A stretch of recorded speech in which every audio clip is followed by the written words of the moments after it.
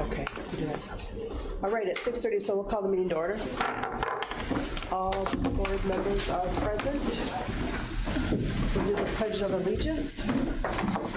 I pledge allegiance to the flag of the United States of America and to the republic for which it stands, one nation, under God, indivisible, with liberty and justice for all.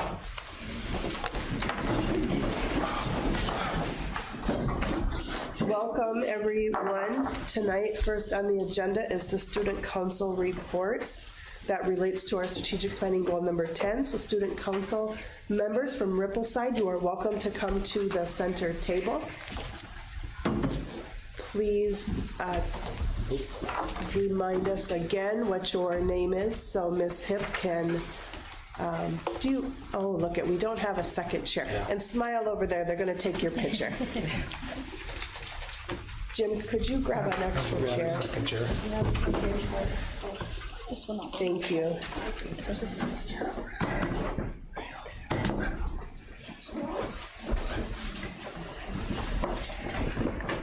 Okay, could you tell us, Ms. Hip, what your names are so she has it for the record? Sahara and Thomas. Sahara and Thomas, welcome. We're so glad you're here. Thank you for coming.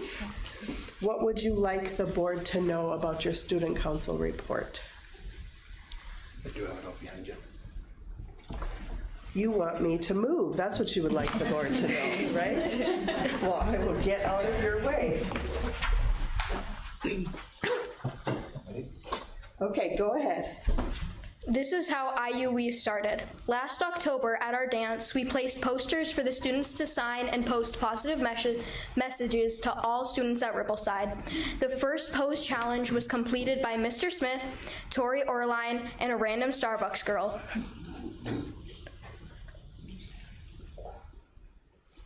Very nice.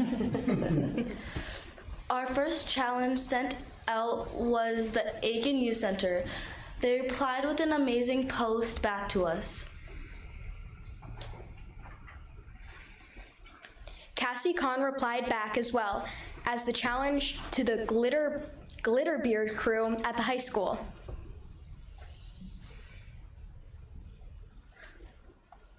We challenged Rosalini's Pizza and they answered with their own challenge to the Aiken Police Department, who unfortunately have not answered the call. No way. I think we better give a shout out, right? Yeah. Anyone knows anyone with the Aiken Police Department? We're doing a shout out right now. Okay, yeah. There's an article in the Aiken Age that was posted on December 14th.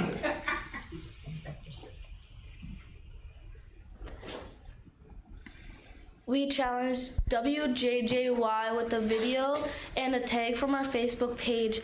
Tess Taylor replied back and answered the challenge. She was so helpful in getting the word out, and she sent the challenge to the Power Loon, who answered with their own.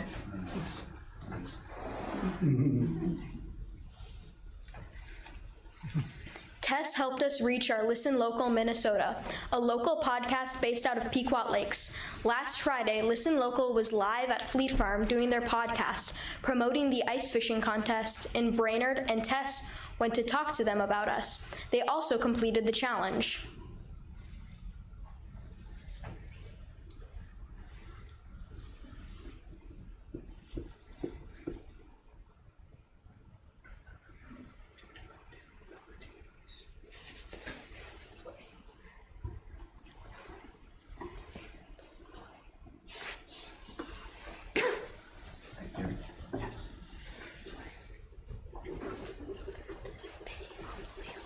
Yeah, that's Tess, when you did reach out about being potentially on the show again or having us do a shout out, it just felt right that you were part of this group today. Okay. But can you tell the guys, because I haven't really informed them much of the real reason all of this is happening with you today. Okay. Could you explain to the guys, as well as our listeners, something that you have really dove into over the last couple of weeks, and why we like to talk about cool things on the show? Yeah, and this is kind of cool because it's a kids initiative sort of that's going on over in the Aiken area. There was a group of kids that reached out to us it was made aware to me by Joshua Smith over at Rippleside Elementary over in Aiken. They are watching. I've seen their name on the live feed. Are they watching? Oh, I love it. Okay, so yes, they are, and I said I couldn't promise them anything because this is your show, and I said I would do what I could, but they are doing this we promotion kind of for, it's for mental health, and it's saying I matter, you matter, we matter. And they're seeing how far they can get this to go, and they kind of started it over there in their area, and then all of a sudden they tagged WJJY, and they wanted us to be part of this. So they got this whole thing, it's a hand thing, like you matter, I matter, you matter, and then we matter. And they're putting out this challenge, and they're doing videos, and they're asking people to take photos of them doing these hand gestures standing together. So we did it at JJY, then I tagged a couple of our sister stations down the hall, we got them to do it, and they were saying, who do you think would do this? And I was like, I know this group of guys up in the Big Old Lakes area that might be all over this. And they're just kind of trying to see how far they can get it to spread. For sure. So called my little friend Jacob right here, and I said, I think these guys might be game because, you guys are all over our area here, and you got the kids, you guys know. Yeah. And, we want to promote mental health and how important it is, and to let kids know that sometimes you don't feel like you matter, especially, when you're in the middle school and that age. Right. It's tough. I mean, we all know. Yeah, It it's stinks. tough, yeah. And we want kids to know that they matter. Everybody matters. And so I just thought, I'd bring it to your attention, and maybe we could, Thank you. have you guys pass this on to Yeah, your listeners. absolutely. And we'll get you to do the pose, and we'll send Oh, it their way. okay. Isaiah likes to sing and dance, so he's a theater kid. So, Really? yeah, I think. Yeah. I didn't regret telling us that. So, and then what you're to do is to do the pose. I mean, she is standing there with her camera right now. So Jake, maybe we need to get you to do the I matter with your thumbs. Then you got to do the you matter. They do that? No, you do Okay, the I. okay. You do the you, and you do the we. Okay, ready? And then have her take the picture. Do it all at once. Okay. She's taking the picture. doing it right now. There you go. There you go. Take the picture, and we've delivered. Oh, wait. Can I still going? There we go. See? That's right. Hashtag I love it. IUE. There we go. Tess, I told you were good at this. Yeah. And Thank so, you. yes, and to the Rippleside kids over there, you guys, you all matter, and now we're going to get more people to matter, and everybody absolutely. needs to know you do. So Yep. thank you. Spread love. Appreciate you doing that. It Absolutely. looks like they did just drop into the comment section if you want to follow their Facebook page. They just left a link there. Perfect. Awesome, and it's Rippleside, why am I drawing a blank right now? It is Rippleside Student Council. There we go. Okay. Rippleside Student Yep, Council. got it. Awesome. Way to go, you guys. Love that you're doing that. Love it. Yeah, thank you. And Yep. thank you for bringing that to our attention. It's really cool. Absolutely. Those are more of the stories we like to hear about. We mess around the show.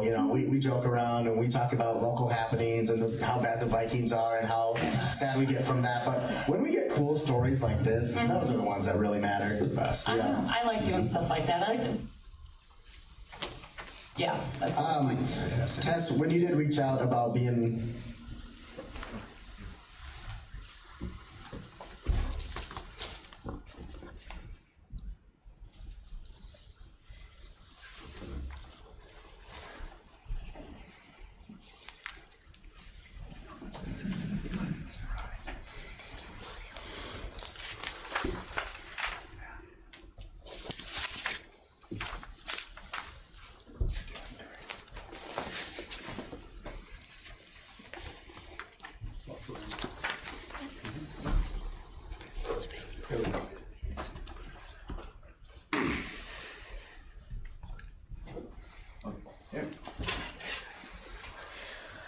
The 40 Club has been challenged, as well as Chris Hockey, I think I said that right, of K-Fan Education Minnesota, CI School District, Minnesotan Women's Golden Gophers, Turkey Times, and Aiken Independent Age.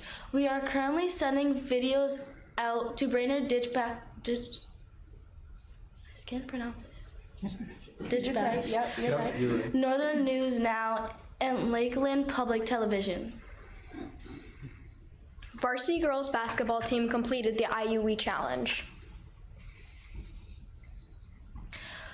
Our Food for Friends to get a bracelet for a buddy. Week started last Wednesday. Bring in a snack, new pants, hand sanitizer, or Lysol wipes to get bracelets delivered on Friday before Valentine's Day. Aiken School Board, we challenge you to the IU We pose. Please remember that I matter, you matter, and we matter. And not only.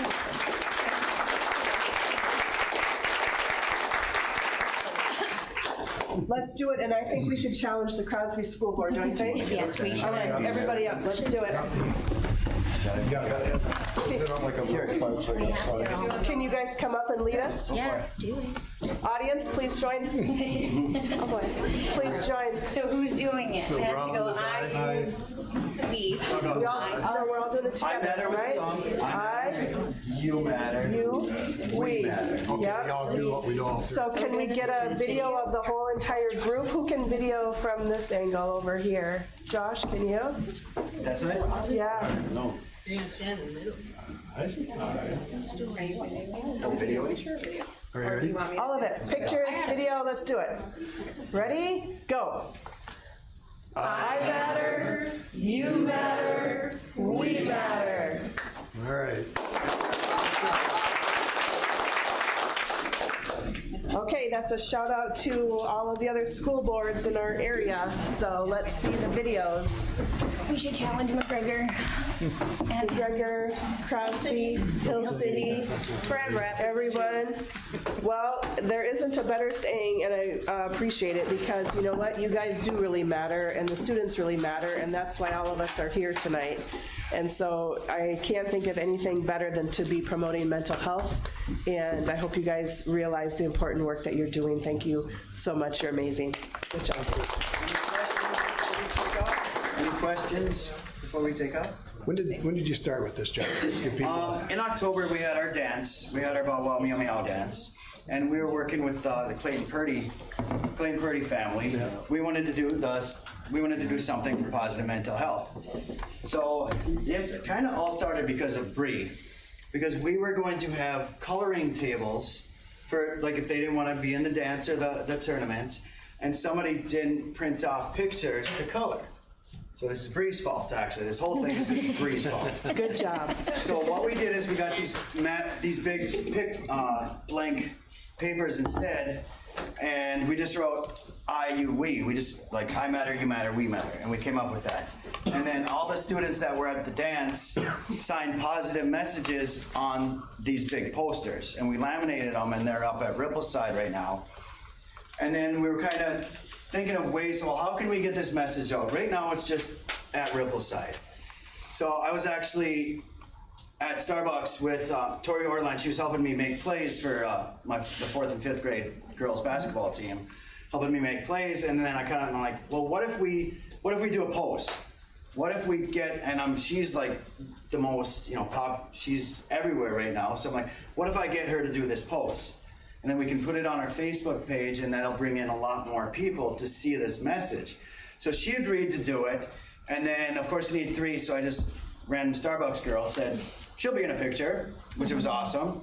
So it started that way, and then we started getting more views, and I'm like, okay, well, who else can we reach out to the area? I listen to WJJY on the way to work. So I'm like, I looked up their email. I'm like, okay, Tess Taylor, she seems pretty nice. So we've been emailing back and forth.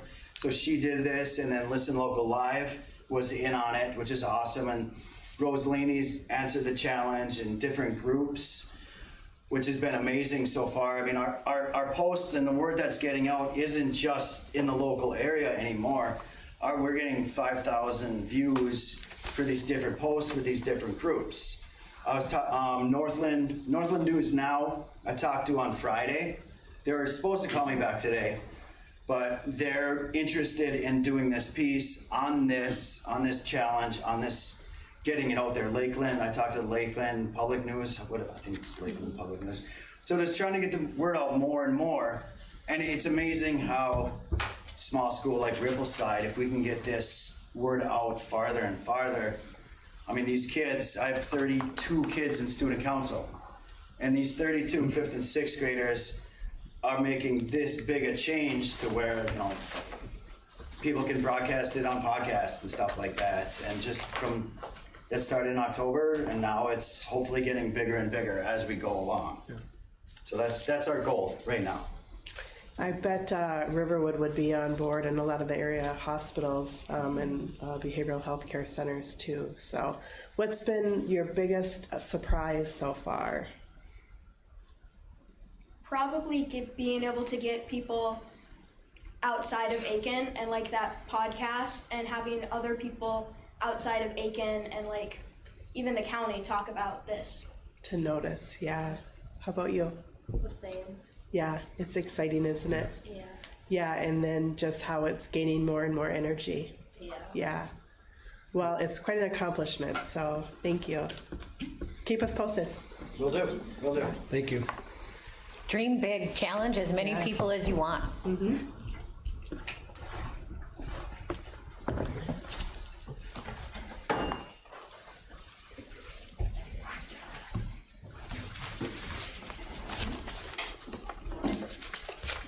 Okay, next on our agenda is the comments from visitors.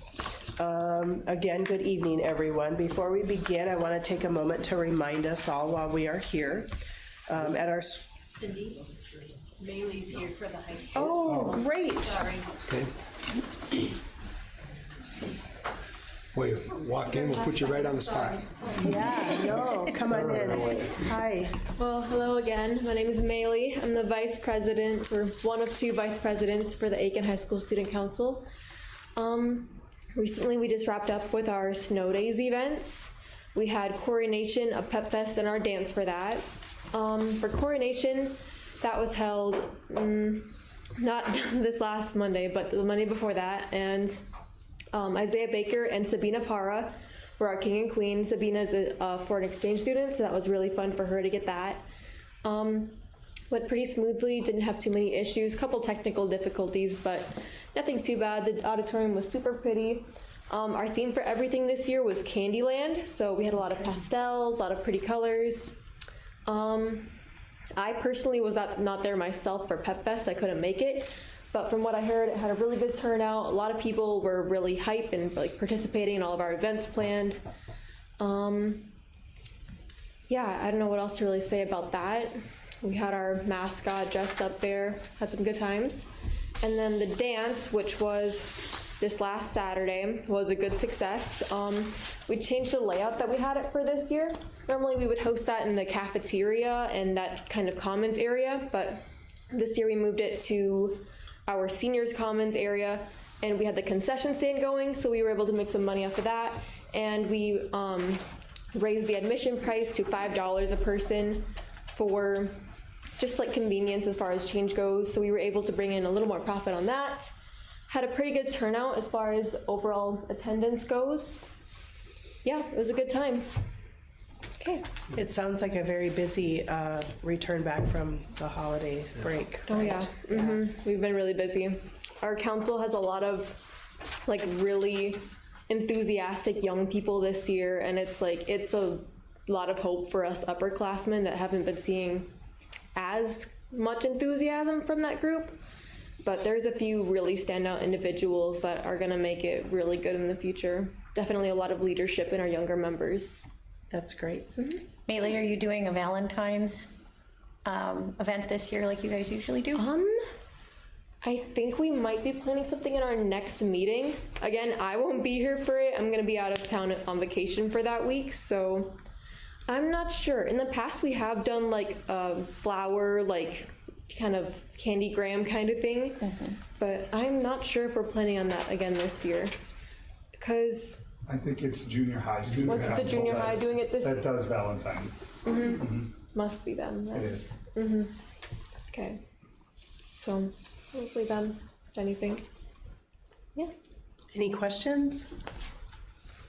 Student council really did a nice job with Snow Days. I mean, it's a lot of work goes on behind the scenes, like everything else that you don't see, but they really did a nice job with Snow Days this year, I thought. Thank you. Okay, thank you. Appreciate it. Thank you. You're welcome to stay or leave, whichever you choose. Thanks, Mary. Yeah, thank you. Okay, next is the comments from visitors. I just have a couple of opening comments before we get going here. If anyone wishes to speak and has not signed up, this is the form to do that. So should I pass that around, or does everyone feel like they've signed up? We're good? Okay. You want to pass it around? No, I'm just going to remove my name. Oh, okay. The reason why is I'll let Jeff have my questions answered. As a school board meeting, our core responsibility and always must be the students of this district. Every decision that we make, every policy that we discuss, and every minute that we spend together should ultimately serve the students and their learning, their safety, and their well-being. I know many of you are here tonight because of a recent social media post. Some of you feel very strongly about it, and you will be invited to share your thoughts during the public comment. I simply ask that we do so with respect for one another and with an understanding that our students are watching how we handle difficult moments. It's worth noting that situations bringing us here in many ways are examples of the freedoms that we all share together, especially free speech. I'm going to tell just kind of a personal story. My son, who's a recent grad of Aiken High School, is currently studying abroad in France, and he called today. He's been there for a couple of weeks, and it was interesting that this happened to him today. I thought it was very timely for this meeting. He didn't realize when he went over there that he was the only American student that's been admitted to the civil engineering program at this university in France in over 5 years. And it's been a little bit intimidating for him being the only American, especially since he doesn't speak any French. Today, he was asked during class, why would you ever want to be an American, and why would you want to live in America? And at first, he felt that that was one of the most disrespectful things that anyone could ever say. And he had a flood of thoughts that kind of went through his mind on how he wanted to initially respond. And then after kind of catching his breath and before he responded, he said, Mom, I realized that they don't really have anything to compare it to. They just really didn't know what they didn't know. They were from a country that doesn't have the freedoms, and they don't have the opportunities that we have in America. And so he just went on to simply say, America is the best country in the world, and the reason why it's the best place to live and the best country in the world is because of the freedoms that we have and the opportunities that we have, and in particular the small town that I grew up in, and the people that really care about me. And so that discussion with him today wanted me to just remind everyone that all of our freedoms, freedom to speak, freedom to assembly, should not be taken for granted. So I'm glad that you're here. My role as the chair is to not take sides. It's to ensure that this meeting remains orderly, fair, and focused on the students that we serve.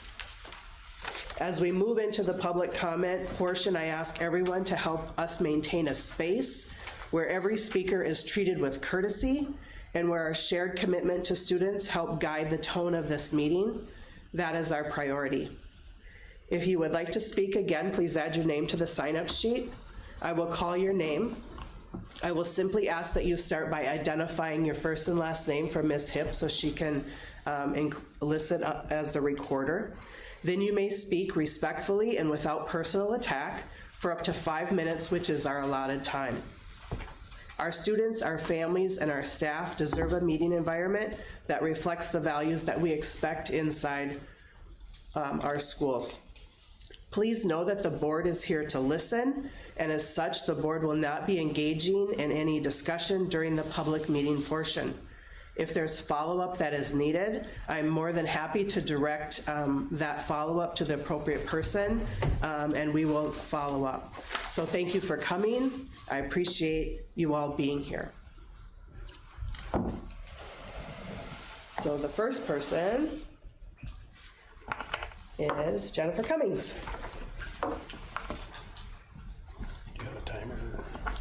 I do not have a timer. Who can do that? I will set one. Okay, Holly, you're gonna be our Holly's got it. timer? Welcome. Thank you. I'm Jennifer Cummings. I'm a resident of the Aiken School District. I will be as quick as I can. I wanted to say, first of all, it was really cool to hear from the student council members and the things they were doing. It takes me back to a long time ago when I was in high school and planning those things. The second thing that I wanted to say is, yes, I agree that we need to be very grateful for the freedoms that we enjoy as Americans. And freedom of speech does not mean freedom from consequences, however. Speech has consequences, and I think that's what a lot of people are here to talk about. I'm not going to take away from whatever they are going to say. I am here to ask a question, and I know you said that the board does not give answers or engage in discussion. However, I don't know how else to get an answer. I would like to know when public meetings are planned to discuss the referendum. I know that another election date has been set. I know that the website has been updated. However, the questions that I personally had prior to the last vote just 3 months ago remain. I don't have answers to those questions, and I don't know how to get answers to those questions. So I would like to know if public meetings are planned. Can someone answer that, yes or no? I have made plans that I will be posing that question when later on in the agenda today. Okay, thank you. Because I know that they were requested prior to the last vote, and there was some talk that they were being considered and planned, but it never happened. And I just would really hate to see that happen again. I think there are plenty of people from the public who would like to have a public session where questions can be asked and everyone can hear the answers. I know that Mr. Stifter has made himself available to meet with people to answer questions. However, if I meet with Mr. Stifter and he gives me answers, then is it my job to disseminate those answers to everybody else who has those questions? I don't think it is. I think it's the board's responsibility to take questions from the public and answer them. And so I hope that that will be planned in the future. I'm sorry, but I fear that it won't. I fear that the discussion will continue and there won't be any meetings, and all of a sudden it's going to be April 14th and people will be expected to vote. The public has questions, the district has questions, members of the district have questions, and I feel like we deserve answers. So I hope that you will get that scheduled. Thank you. Thank you. Thank you. Next is Jason Wold.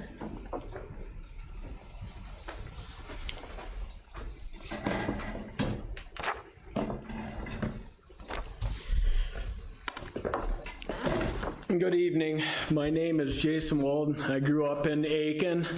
I attended school right here where I was taught to pledge allegiance to the flag and stand for the flag. I also was taught to respect our law enforcement and to respect our elected officials. I hope these core values are still being taught to our children. 1 Timothy 2, 1 through 7, and Romans 13, 1 through 7, we're taught in the Bible to respect and pray for elected officials and law enforcement. I'm here tonight with great concerns for our students and community, as one of the school board members has divided our community with a cryptic post on their social media page.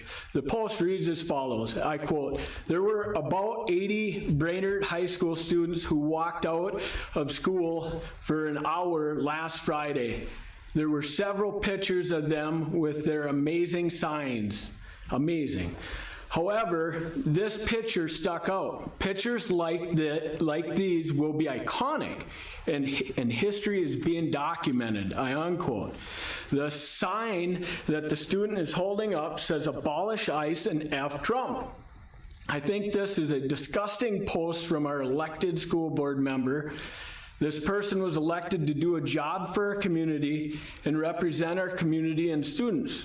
not to divide our community. This board member's personal Facebook page clearly encourages violence towards law enforcement and disrespect towards our leaders. Do we really want to teach our kids to disrespect law enforcement and leaving school is okay? I hope the rest of our school board will not condone this type of message. If you do condone this behavior, you have no business being a school board member and representing our community. I know the individual has since removed the post at the direction of other school board members. This person has also done a follow-up explaining their thinking. I have read this and I feel like it's very easy to have perfect hindsight, but it does not change the post they shared and the rhetoric on their page. This person has stated it was to reflect and depict history and called it art. In my opinion, this is a dark time in our history that we should never encourage or call a picture amazing that clearly promotes hatred towards our law enforcement and a president of the United States. Whether this is on your personal page or not, this board member is supposed to be representing our community and students. In our school, we have teachers that also don't stay neutral in their teachings, playing biased news channels and using opinions in their teaching of current events classes. They need to be neutral and non-biased. Make sure the kids are getting actual facts because of issues like this and the current issue of our school board members' cryptic, twisted post. Our wonderful school is hemorrhaging students at a high level. Aiken K through 12 last year was 936 students, and this year we're at 918 students. As of 12/30/25, we currently sit at 104 homeschooled students. Does anyone think this is coincidental or the state of our education system being so politicized?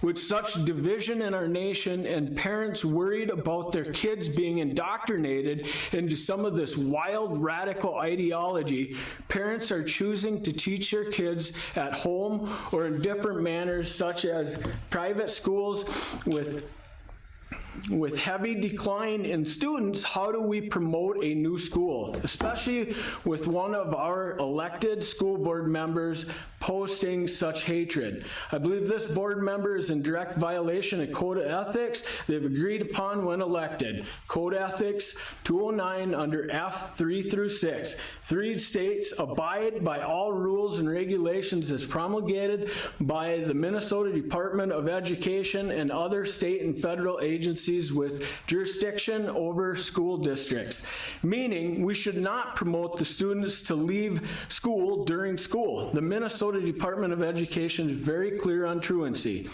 Number 6, take no private action that will compromise the school board or administration. You have compromised the school board by dividing our community with your post. You have made it impossible to get a new school for our community. I am here tonight to ask this person to resign immediately for being in violation of code of conduct that this person was elected to uphold.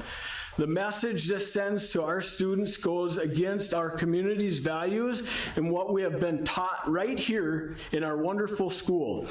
This is the only way forward to unite our community. I wish I was here to talk about the referendum solely, as I've been in construction since graduating and have many questions and ideas for the new school. However, I believe this is the most important discussion at hand. We cannot normalize this behavior, but instead we should support and pray for all of our law enforcement and all of our leaders. Please resign and help this community to heal and unite. If this person chooses not to resign and the board will not censor said board member, I then request that the board member to attend Minnesota School Boards Association workshop to hone their skills in self-evaluation and leadership training. If they've taken this course, they should find a new course to help this board member be a role model and leader in our community. Thank you. Jason, I did let you go 45 seconds over because I could see that you only had a small amount left, so I did want you to know that. Thank you. Jason. Thank you. And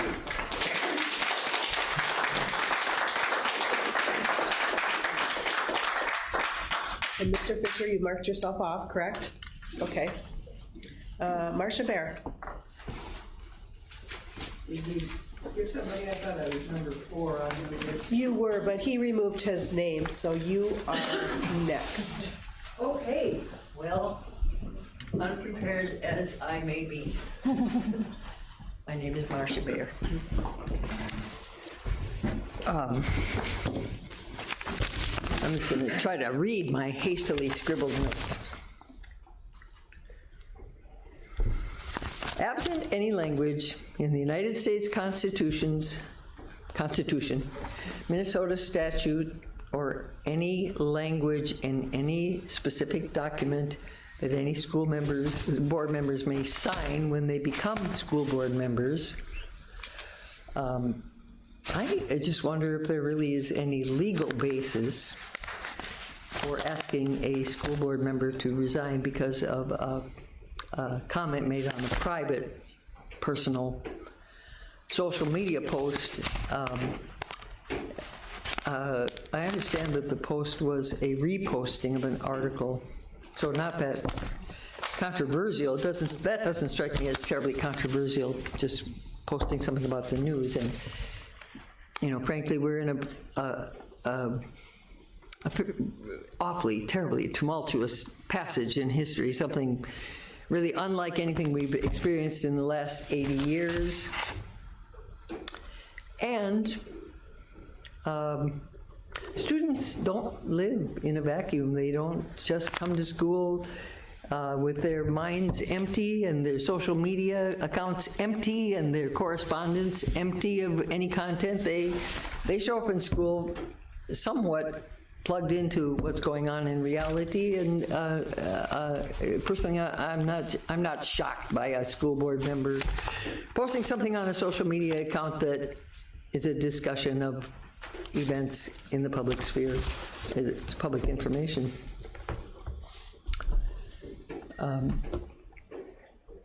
So I think that the school board members do have the right to private lives, but again, I don't know the language in any documents that you guys sign when you become school board members. So if I'm wrong about that, I will stand corrected. I mean, if there is something that specifically prohibits the action that was taken. Whoop-de-doo.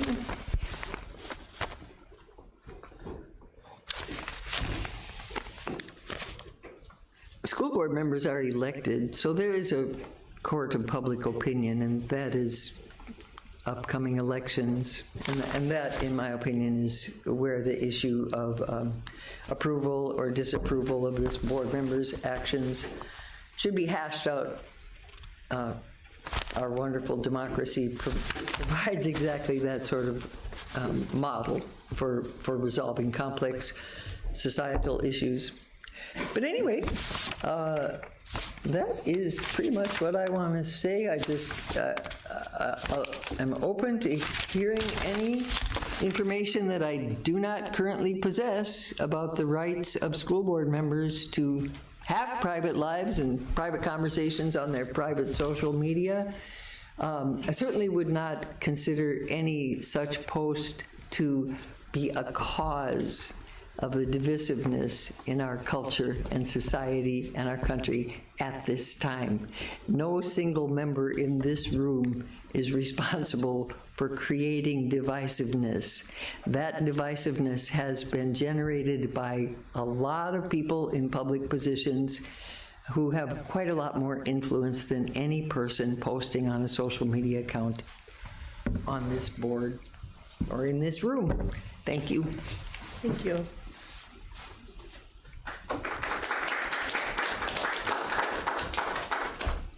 Okay, next is Cassie Kahn.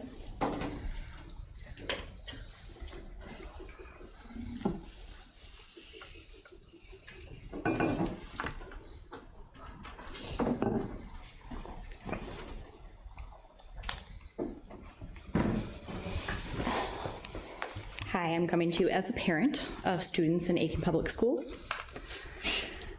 I will start off by saying technology and social media can be a problem. So many people feel emboldened to be cruel, hateful keyboard warriors, to say things online that they would never say to your face.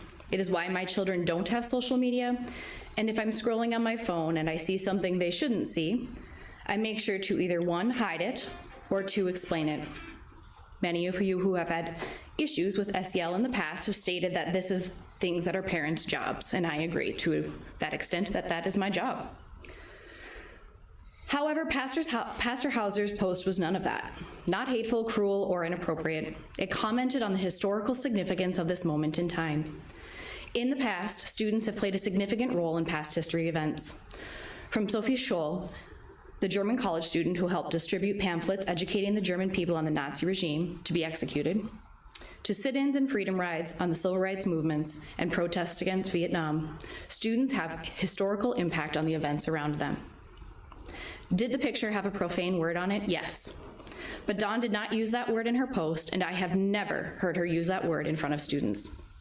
What I have seen her do is show up to volunteer, to attend events, to educate our students about the Indigenous culture and traditions, and to encourage and be an awesome role model for all students, regardless of who they are, but especially for our Native American students who get to see themselves in a very successful member of our society and community doing good things to lift up others.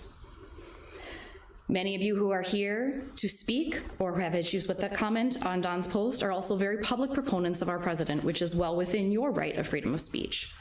That same president, however, has made fun of disabled people. We have students who are disabled. That same president has spread misinformation about a disorder that many of our students live with daily, and they are still wonderful humans who contribute to our school community. That same president posted a video last week of our former president and first lady on his social media of them as apes. A very offensive racist trope that has been used about Black people for years. We have students that are Black. You cannot claim that you care about what Dawn posted and say that it is inappropriate when the person who holds the highest office in the land has shared much worse on social media. The landscape we are navigating is different than anything we've ever experienced in our lifetimes with technology. What matters to me is how people actually show up in the world. Dawn has shown me many times the true meaning of being a Christian and a role model. She exemplifies being the hands and feet of Christ. She shows up when there is a need, and she is a good human. The gentleman who spoke earlier used a Bible passage, and there are several that support other things regarding our leaders in this country. Please remember that we are Aiken Public Schools. I know firmly that you believe in our country and our amendments. The First Amendment very much also states that there's a separation of church and state. While I am a Christian and my children are Christians, I believe that every student, regardless of race or creed or color, should be supported in our schools. That is our job. This is what I teach my kids and what I show them every day, and all of our students each and every day. I try to show them that the only thing greater than hate is love, and I appreciate Dawn's presence on our school board and in our schools. Thank you.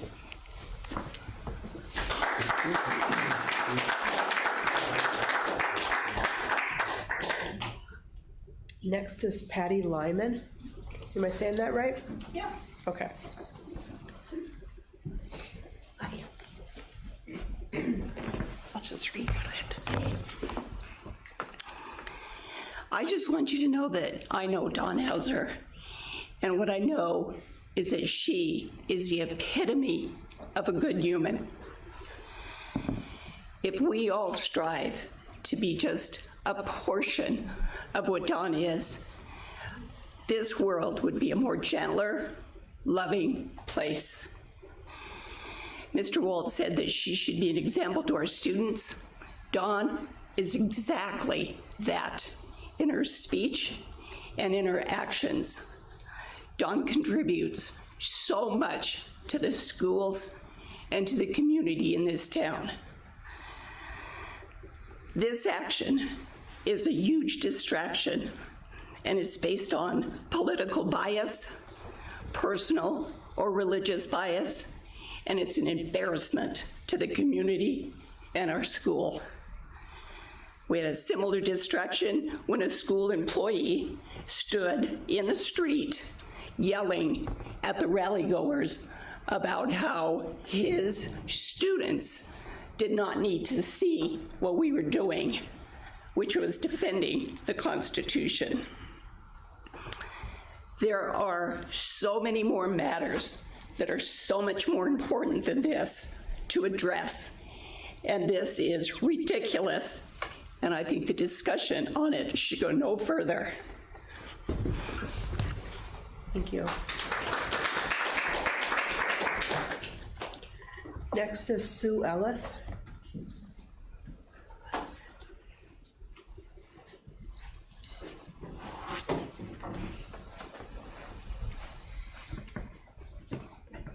I've never been to a school board meeting, so I would welcome. Thank you. So I would like to first say thank you for all the hard work you put in. Thank you. I also saw the post that they're talking about, and I commented on it online, and so I'd like to read what I wrote at that time. It was an iconic picture. The look on the student's face as she realized she's part of something bigger than herself, that her participation, her being matters. It's the same look we saw on the hockey players' faces in the Miracle on Ice photos. Young people finding themselves. The photographer saw that and captured the moment. You, Dawn, saw the picture in the Brainerd paper and understood what the teen was feeling. The honesty of the moment. A great picture. There was no mention in Dawn's post of what the sign said the student was holding. There was no mention of, yes, great, glad she skipped school. She's just commenting on what she saw in the student's face. Thank you. Thank you.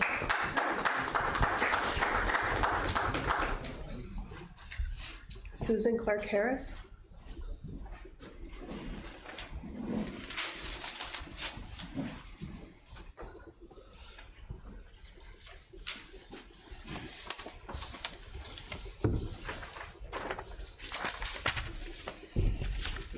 I'm Susan Clark Harris. I'm from Aiken. I know Dawn, have known her for 10 years. And I realize that the issue here is whether or not she can speak her mind in public or personally. And I think that everybody can speak their mind, as this young person had done with her sign.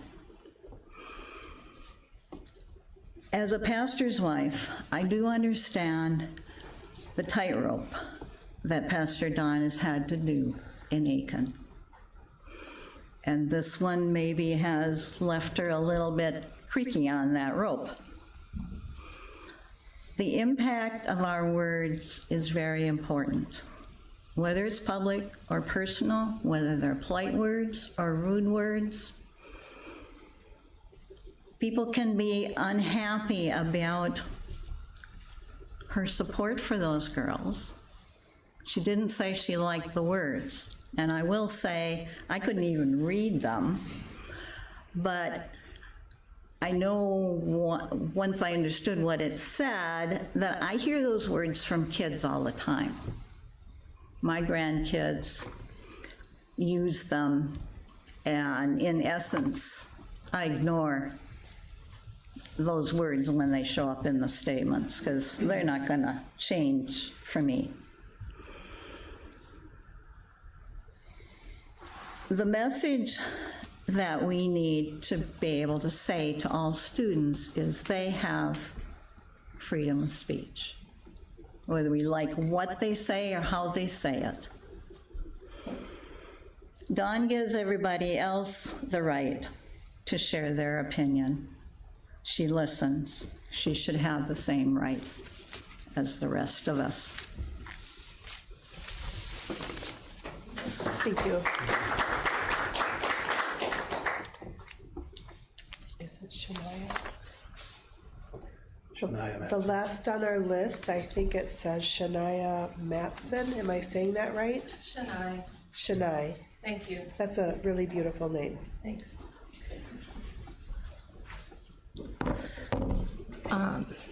So my name is Shania. I'm an Aiken County resident. I was also a student of Aiken Schools many years ago. I still appreciate the education I received, including an education about the United States Constitution and the rights it guarantees, to free press, free speech, and the right to peaceful protest. There are some who seem to believe that they have a right to bully and threaten people into silence.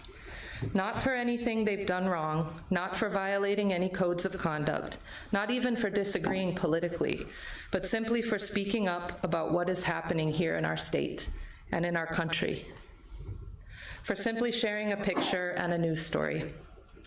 Recently, a lot of school kids all across Minnesota and the country participated in a nationwide school walkout and protest because of the cruelty and the violations of our Constitution by agents of our federal government. My own middle school student participated in this walkout, and I was proud of him.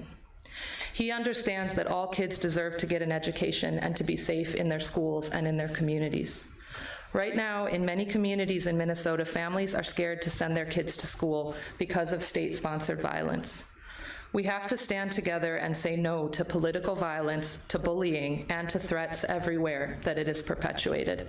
When a school board member is harassed and threatened for sharing a news story, it smacks of retribution for differences in political opinion. It also speaks to a dangerous ignorance about the constitutional rights and the integrity of our democracy. This impacts the education our students receive. I'd like to share a statement from an educator here in Aiken Schools. They write, "One thing I've noticed in the past few years about Aiken Schools is the positive impact of our school board on the school environment. I see members of the board actively involved in our district, volunteering, stopping by for special events, attending sports events and arts activities.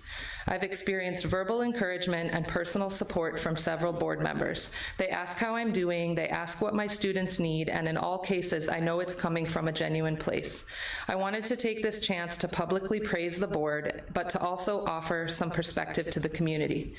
Theodore Roosevelt once said, 'It is not the critic who counts, not the man who points out how the strong man stumbles or where the doer of deeds could have done them better. The credit belongs to the man who is actually in the arena, who strives valiantly, who errs, who comes short again and again, but who does actually strive to do the deeds, who knows great enthusiasms and great devotions, who at best knows in the end the triumph of high achievement, and who at the worst, if he fails, at least fails while daring greatly, so that his place shall never be with those whose cold and timid souls neither know victory nor defeat. Members of our community absolutely have a right to speak up in public space about issues that are important to them.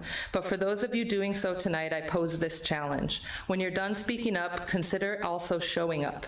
Be a substitute. Volunteer for educational activities. Donate snacks or gift cards to families who are experiencing food insecurity. Join the PTO if you have kids in the building. Right now, they might be disbanding because not enough families are involved. Speak up here if you also feel compelled, but step up. Put yourself in the arena with us, where you can see how much everyone at ISD1, including the school board, loves our kids and wants to see them succeed. And my addition to those comments, spend at least as much time encouraging our educators and students as you spend attacking people who disagree with you. Thank you.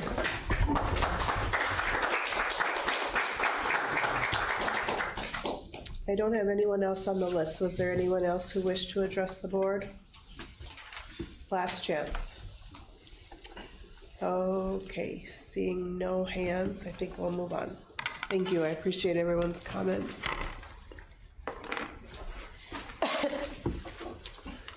Okay, next is approval of the agenda.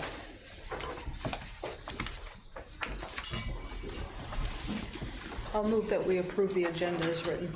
Motion by Ms. Hauser to approve the agenda. Is there a second? I'll second. Second, all those in favor signify by saying aye. Aye. Any opposed? Motion carries with all members voting yes. We're going to be doing a lot of referendum talk. Okay. Want their questions answered. Next is the presentation by ICS. All right. Well, Jeff is getting ready, coming up. We do have, we're going to do the activity review. I'll let him take that on, and then we do have a short presentation and some other things we want to share with the board regarding the referendum, and answer some questions that come our way, and provide some information for the board so you're better equipped to answer questions that come your way. So with that.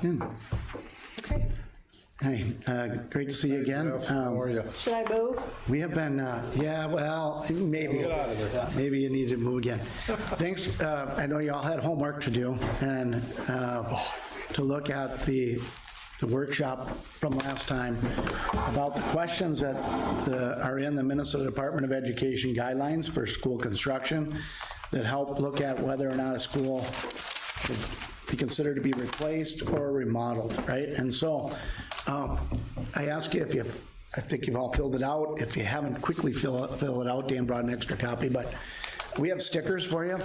And just to make this exercise really quick, if you could take your own personal sheets, and on the master sheet over here, put your sticker where you answered the question, right? Whether you answered a yes, a no, a maybe. And so we'll just take 3 minutes or something, take your stickers, and go answer them.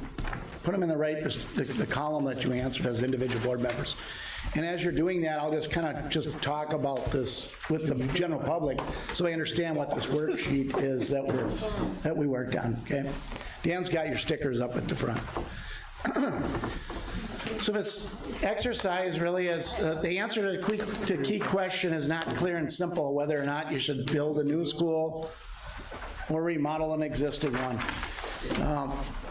In the Department of Education, on a couple of pages in their guidelines, they have all these questions, and we put them into a questionnaire, and in there, and it's part of their review and comment process that they look at whether or not a school makes more sense to be building new versus putting money into buildings that maybe should maybe not be there.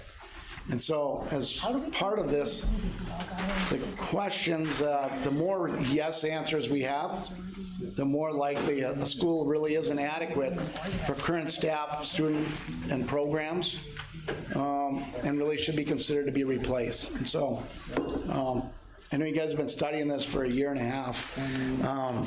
And again, these questions, Jeff, I have a question. kind of your gut. Yeah. I got lost. Did we get 24 stickers? You should have 24 stickers. Okay, awesome. Then I know where I'm at. Okay, perfect. Yeah, you should have, each of you should have 1 sticker, or a full amount of stickers, and use all your stickers.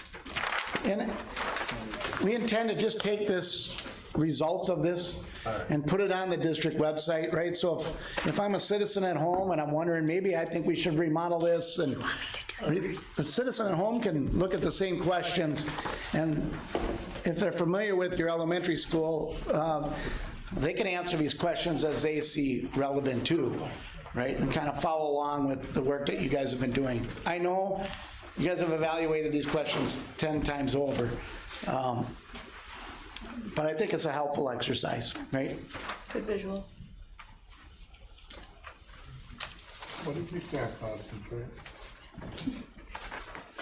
What part? Well, it's tough for me. I lose track. Just telling the truth. I understand the level.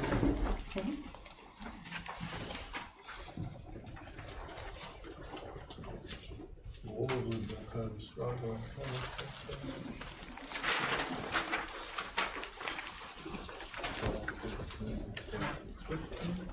Yeah, just read some of the questions.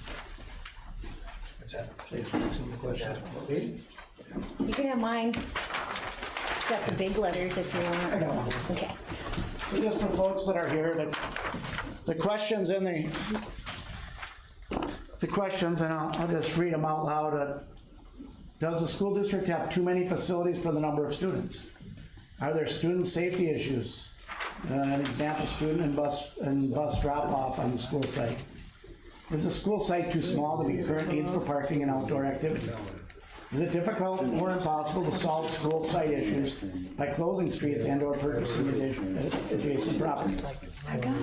Are there major exterior issues such as groundwater penetration, sagging walls, mold, brick in need of repair or replacement? are major portions of the school greater than 50 years old and in poor condition? I have no idea. This is what goes on with me. Are there major portions of the school that's inaccessible to students with disabilities and adults? Does the school have indoor health and safety issues such as poor indoor air quality, fire safety, and mold? Does the school have mold, asbestos, water penetration, or other issues behind interior or exterior surfaces, the cost of which repair or replace is difficult to estimate without special engineering studies? Are general classrooms, specialized areas, labs, shops, music, art, physical education, special education, multiple purpose areas, and other support spaces insufficient for current needs? Are there many load-bearing walls, wood floors, or other design features that make renovation difficult and expensive? Are the mechanical, electrical, plumbing, heating, ventilation, air conditioning systems in poor condition? Is lighting insufficient and/or do the windows, ceilings, and walls need replacement? Is further wiring or technology costly because of the age and/or design of the school?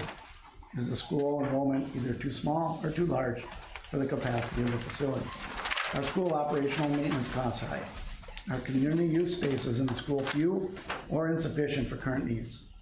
Are the school costs of renovating the school, the unpredictability of the renovation costs, and the disadvantage of continuing to use it as a school clear and understandable? Are the concerns of supporters of the school centered on issues other than how the facility can best improve student learning, teaching, and helps prepare students for their future? Does the school have a good potential for reuse? Is there viable reuse options for the school? Are the reasons for replacing the school and advantage of the school of building a new school clear and understandable?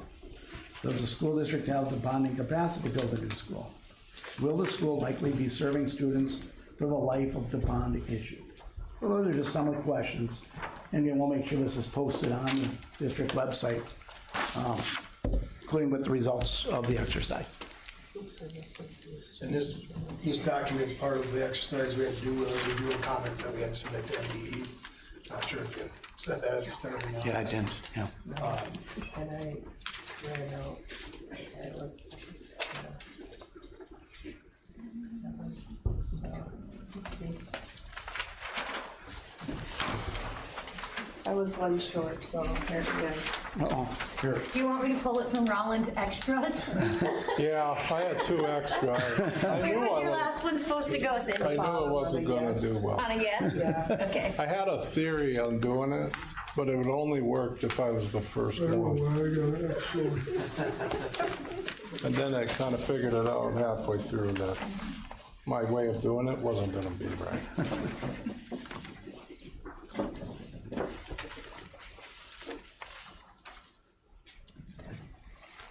But I think we'll probably generally see where we're at there. Yeah. I don't think it's going to change a lot.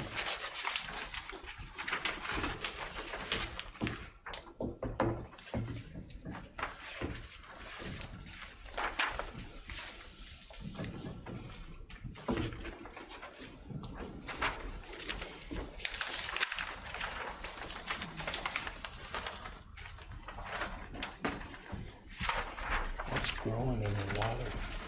So as Don's finishing, wrapping up the exercise, you know, it's kind of obvious there's a lot of yes answers from the board's perspective on that, very similar to those that Pan and I looked at as well. Anyway, we're gonna move on. I'm just gonna take the rest of the time. We've been hard at work working on communication. And from our last meeting, we have updated the website, relaunched the website. The architects have worked on new drawings, right, and updating the drawings so that they reflect the board's changes from the November election to the April election. We also laid out the square footage of the building to match the work that was done on shrinking the square footage of the building. And you can see the additional bus storage facility on there and the savings of not driving the new second access road, formal road, to the north, based on meetings we've had with the fire chief here locally and so forth. these are the boards. The school district printed these boards themselves with your shop class, right, and just the resources that you have. And these are part of the road show that we did last time. Dan would go out and about to any group that wanted to meet about the referendum and answer questions that people have, and bring these big poster boards with them. So they're all up in Dan's office. Some are sitting out in visible display. It saves the district a lot of money by you guys printing these yourselves and having these done by in-house. We've got on the website, we have the building layout. We also have click boxes on this so you can see potential visuals and what the spaces might look like based on other school examples. We also lay out the differences. We lay out the side-by-side tax impacts, so you can see the tax impact of November and the tax impact from April. And notice there's a 33% reduction due to all the different decisions that were made. You'll know that we talked about how do we do a comparison so people can understand of all the different options and the things that you looked at. In particular, this matches, the numbers that were discussed at the last board meeting. And this matrix is now on the district website. And you'll have a copy of it here before you leave today. It kind of lays this out, right? Next, who pays what share, right? Again, seasonal rec property owners do pay for this for a referendum and any facility-related costs for a school district. And you can see the tax impact examples of a $175,000 home and a $300,000 home. Another bond chart shows the school district's taxes compared to similar sized districts and neighboring districts. We could go on to the website. I think we're just going to skip this, Dan, right? You good with that? Please go take a look at it, particularly the interactive chart. I think you'll find quite helpful. I also want to let you know that we updated the drone video so that the drone video reflects the new plan and not the old plan. Big thanks to GLG and their young engineers are way smarter than me that went through that exercise and did that for us. Now we're gonna pass out what we're calling board books, and the board books I think you're gonna find these quite helpful. Obviously, the website's there, but there's people in the community that maybe don't have access to the website. So Nathan's helped me put these together. I want a big shout out to Nathan, who's worked his butt off in the last week because we threw this idea by Dan. Dan goes, I love the idea. Let's do this, right? This excites me.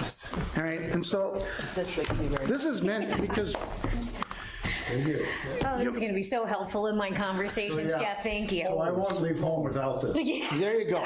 You can write your own name on the top of your board book. Where I go, I will have this. Yeah, this is coming everywhere with me. And when we met after the last failed referendum and listened to you guys, and you had shared questions that came from the public or things that you need answers to, including historical stuff, well, we've listened, right? And so, and trying to arm you so that you have the talking points to go out into the community and have discussions.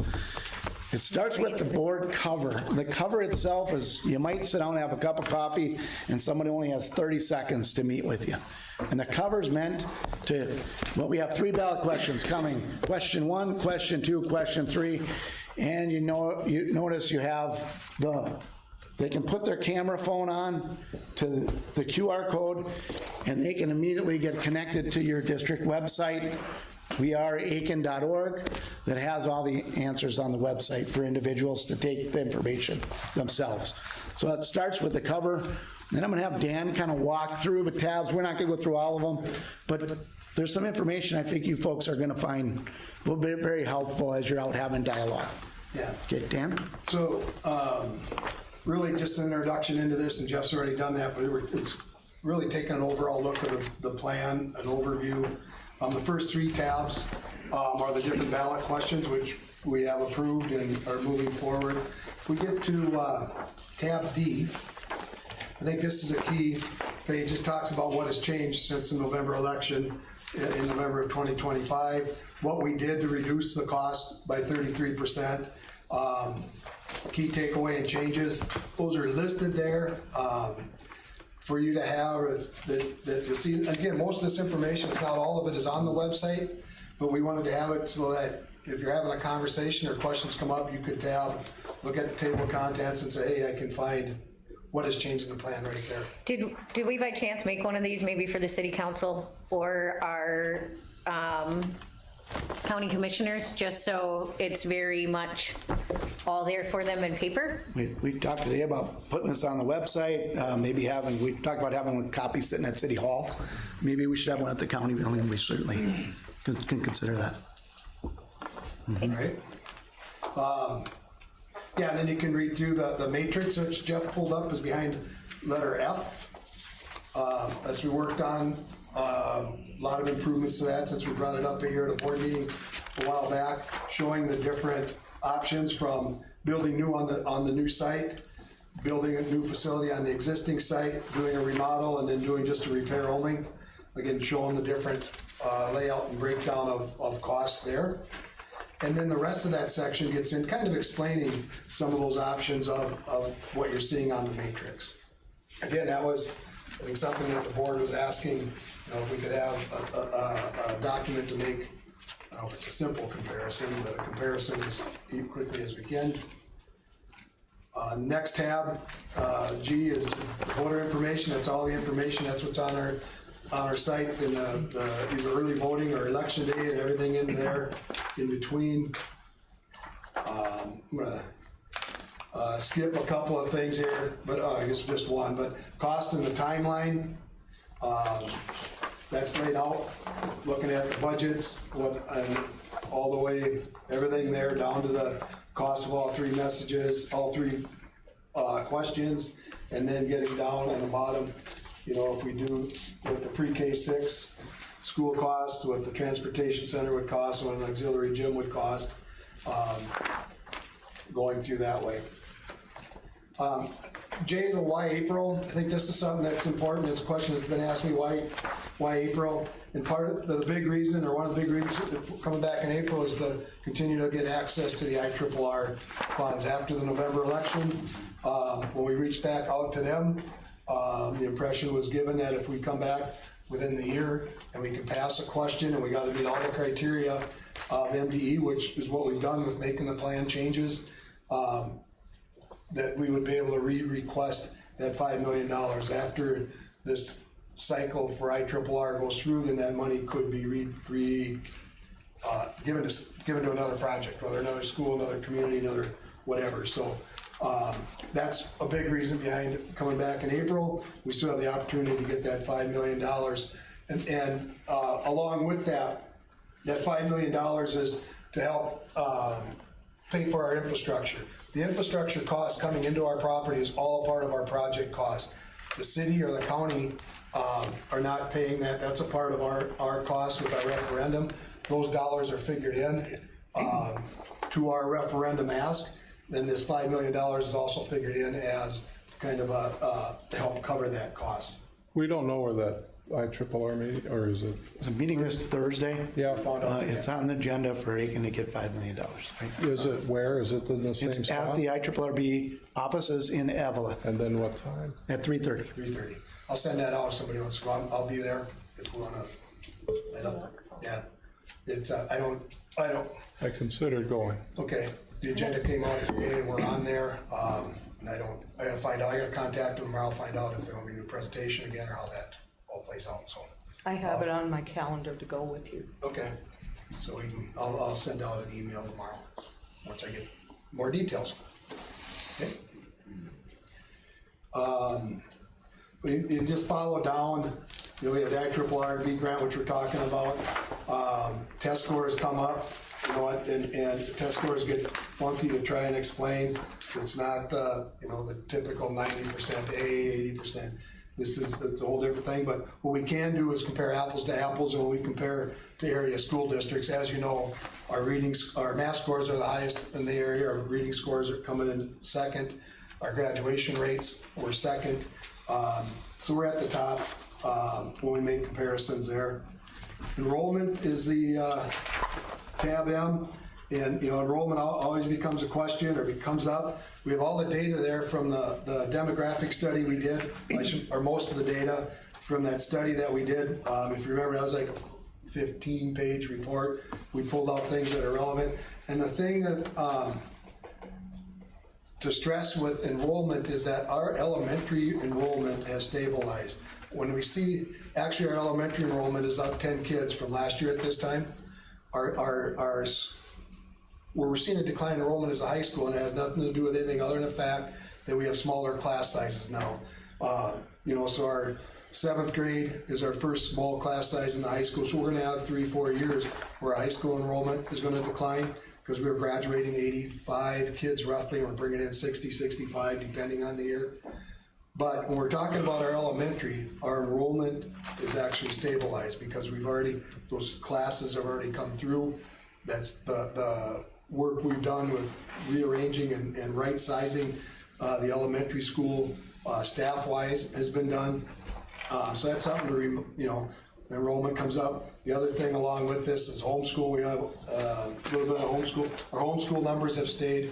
We're at 98 and 99. 98, I think it was 2 years ago. 99 last year, at 104 this year. So our numbers there was a jump during COVID, but our homeschool numbers have leveled out. That jump that was experienced is it's seen nationwide coming out of COVID. So. But our study that we had is pretty. It's been pretty spot on. Pretty spot on, accurate, right? And that was in what, 2000?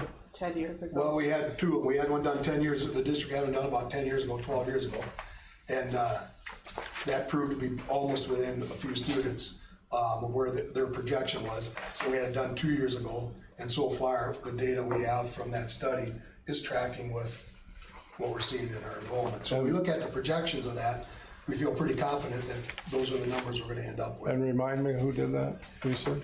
Applied Insights North. Yeah. Okay, Working thank you. with us. Yeah. I think John we're actually a Powell. little higher right now than the projection where we should be. Right. Actually, our numbers. We're actually higher, yeah. Thank you. All right, good questions. Moving on, we have the tax information, the charts again. We have the comparison, similar size student, similar size district and neighboring districts, what we're paying on property tax for school. I jumped ahead. Nope, I didn't jump in. We have tax offset and relief programs. We promoted those. Those are programs, whether or not the referendum passes, those are programs that our community needs to be aware of, just because they're, either way, they could benefit from that. So our tab P, what happens at Rippleside Elementary if this passes? This was done, a very preliminary drawings done working with the city, potential school site. Again, there's a map drawn out with if everything moves from where Rippleside is, the number of lots that would be available for potential building. It does go across the baseball field, but maybe that wouldn't happen, but if it did, just showing all the potential building options there, as well as on the backside of that, without doing in-depth land studies, where based on the topographical maps that we have, kind of showing where some real basic look where some housing could go on that bump on our land that runs out towards Highway 12.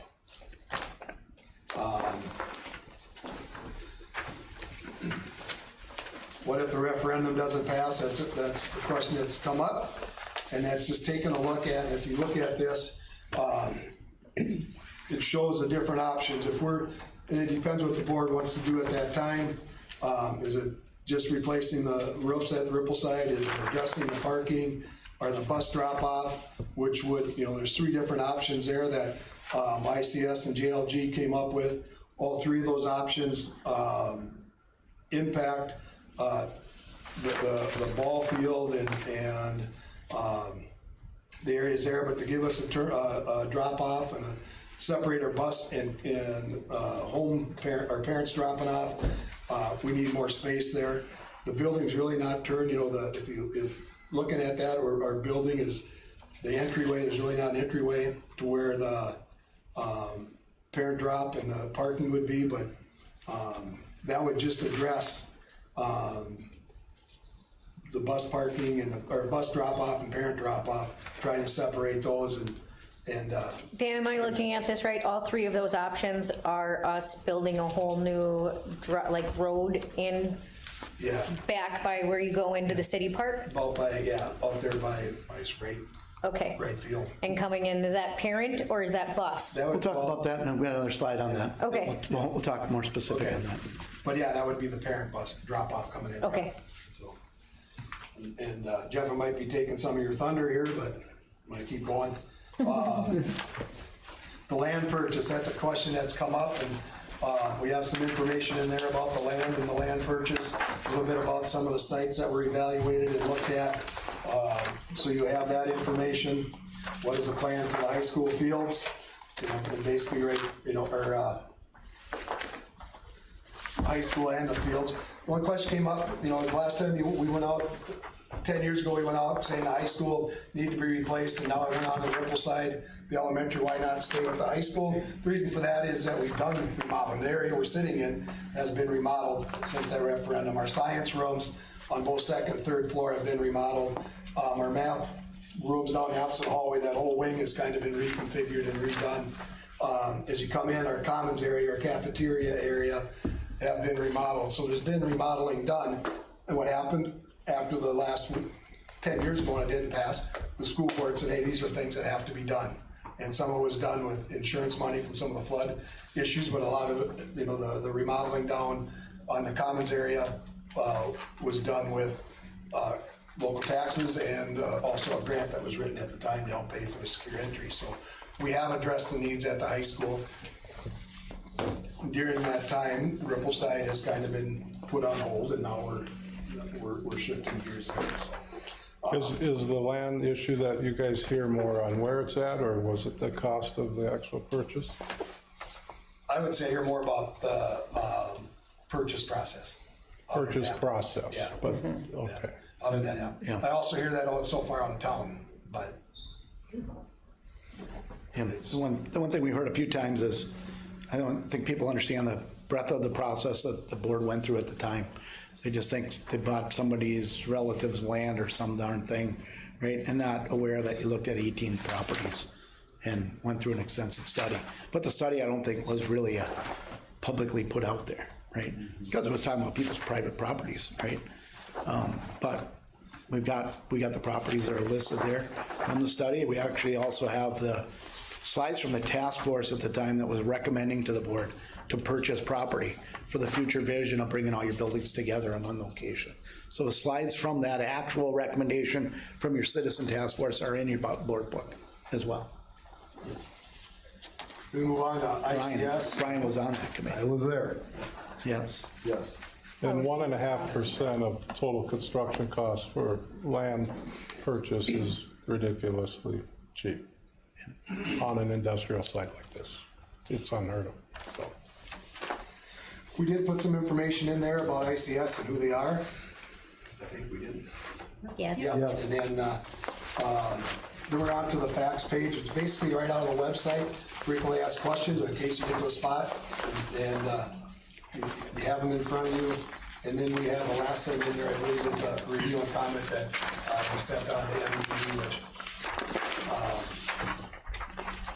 has pretty much everything with the project. So, again, we wanted to get everything into one area. Inside the front cover, I believe everybody has a copy of the fast facts. It's also on the website. So now you have a paper copy that you can use, mark up, highlight, tab. But it's also, again, this information is all on the website, but we wanted to, this is something that Jeff brought to me and said they'd use something like this. But he said it usually takes weeks to develop. And I said, well, we got a board meeting on the next Monday. So Nathan goes, no problem, we'll get her done. Sounds like Nathan and his family were stuffing binders this weekend. So. Oh, gosh, thank you. Thank you, we appreciate it. Is this helpful? You have years of content to put in it, too. Very helpful. Very helpful, yes. Great, yeah. Okay. I'm sure one of these copies will be in the Historical Society someday.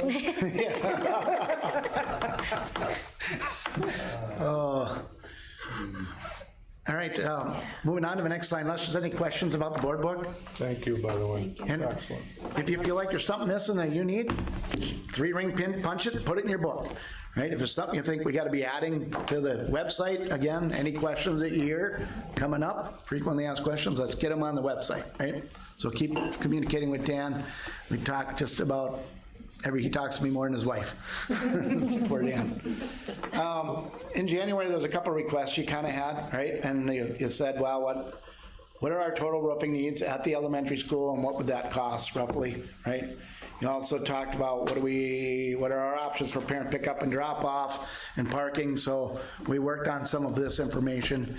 Then explain funding for roof funding authority and abatement bond authorities that the board has, right? So we'll talk about that. Matthew Hammer's not here today. I'll pinch hit for him a little bit on the funding side. This is your roof of the different sites, and remember you've had 2 or 3 different assessments over time. The areas in red are well beyond 25 years life expectancy. Your life expectancy for a typical roof is 20 years, right? So your red areas are significantly over a life expectancy, right? And you've known this, as previous board members have known this. You've been holding off on taking care of this in hopes that maybe you're looking at a new school, right? Again, the buckets in the hallway, and you get comments from people, well, just fix the roof, right? Well, it's not cheap, right? In addition, and we labeled these, what type of roofs they are, the install date, whether you need to replace immediately, maybe areas you maintain, and areas that are eventually. The eventualies are, well, they were done in 2006, so they're now 20 years old, right? So if they aren't going, they're going to be really, really soon. If we're going to consider roofing projects more cost effective to do more at one time versus do it every 2 years. So I don't know, it's something you're going to need to wrestle with. I think some of you were saying, well, if we don't pass something, we're going to have to make some investments in our building. Well, this gives you some sort of idea of the cost of that, right?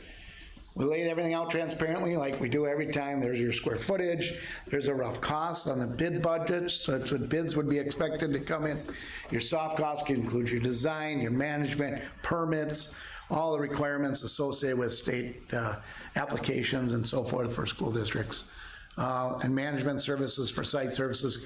There's also contingency in your soft cost number because costs might come in over, and you want to make sure you have enough money to do your project effectively, right? If we were to pull this on roof levy, that's only a 5-year, is that how long is our roof levy? So you can do it as long as you want or as short as you want, right? Oh, that doesn't have a time frame? It doesn't have a time frame. You Okay. cannot and should not bond something longer than the life expectancy of something, right? Yeah. Now in like the repair plan option in your matrix, Matt Hammer said you should do it for 5 years because you're gonna have other roofs come due at your high school and you're gonna have other needs that come due because you have a lot of repair needs in your district, right? So he wouldn't recommend you bond a roof over 5 years and just because you have so much Yeah, but we're not statuted at that, right? So you're not stuck to that. Okay. You could do it 3 years, you could do it in 15 years. You probably don't want to go 20 years out with the life of a roof, right?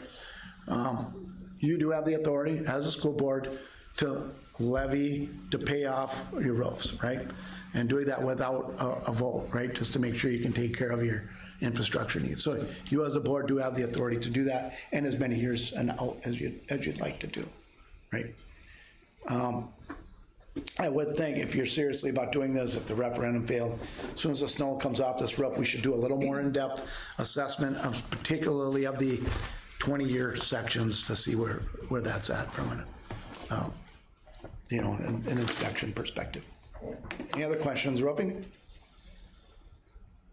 Okay, next is, we worked with the civil engineers and the architects to look at what would you do if you addressed your parent pickup and drop off and try to separate your parent pickup and drop off from your bus pick up and drop off, right?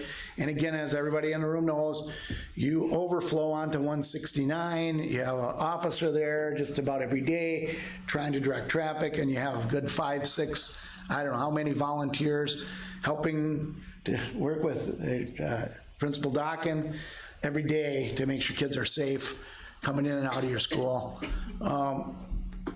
There's really no place to do a bus pickup and drop off. We keeping your buses the same, 15 buses lined up along the roadway, but moving students and parents to drop off and pick up in a different location, so you don't have the cross congestion, and a lot less. It would be much more safe. And these are just 3 examples. Is it the final design? Don't know. Is there other ways we could try to go around behind the back of the building? You know, maybe, but now we're getting too much traffic in close to the school. We're trying to keep traffic away from the kids in the school site, right? These are just 3 examples. They're not ideal. You don't have a lot of room. You're tight, right? All 3 examples take away your baseball field, right? The first example in option 1 would allow your baseball field maybe to become a softball field, right? You could still fit in a softball field, right? But as we talked to Principal Dockin on option 1 and option 2, the parent pickup loop might not be big enough because a third of your parents drive your kids there every day, right? Well, if it's not big enough, now they're starting to block the parking area with cars lined up and kids having to walk a long way to find mom or dad to get picked up, right? So it might not be big enough.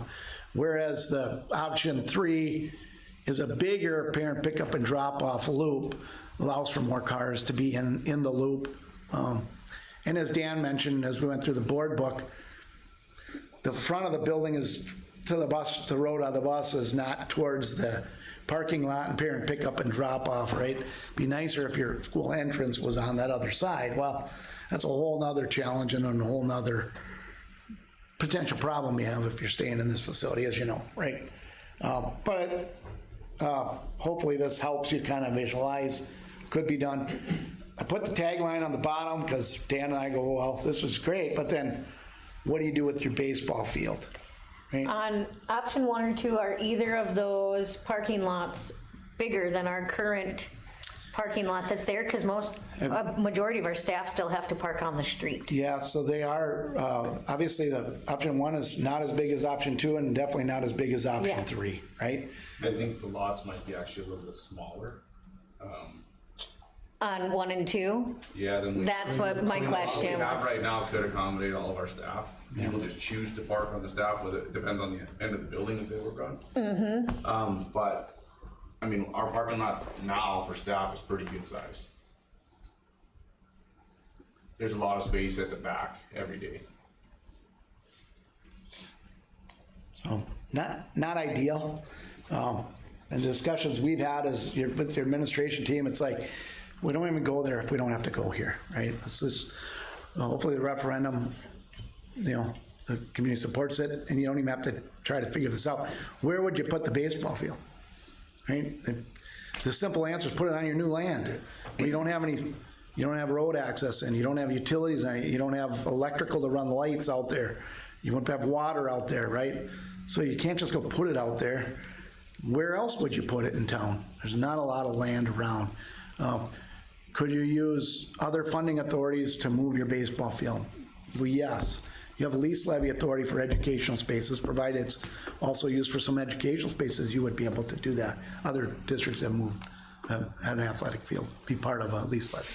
So I don't want to say for sure you can get it done, but other districts have done that, right? So hopefully that helps a little bit and answer some of the questions you might have had. So we'd have the authority to do the lease levy? We'd have authority to do the lease levy? You'd have lease levy authority. You have $212 per student in lease levy authority.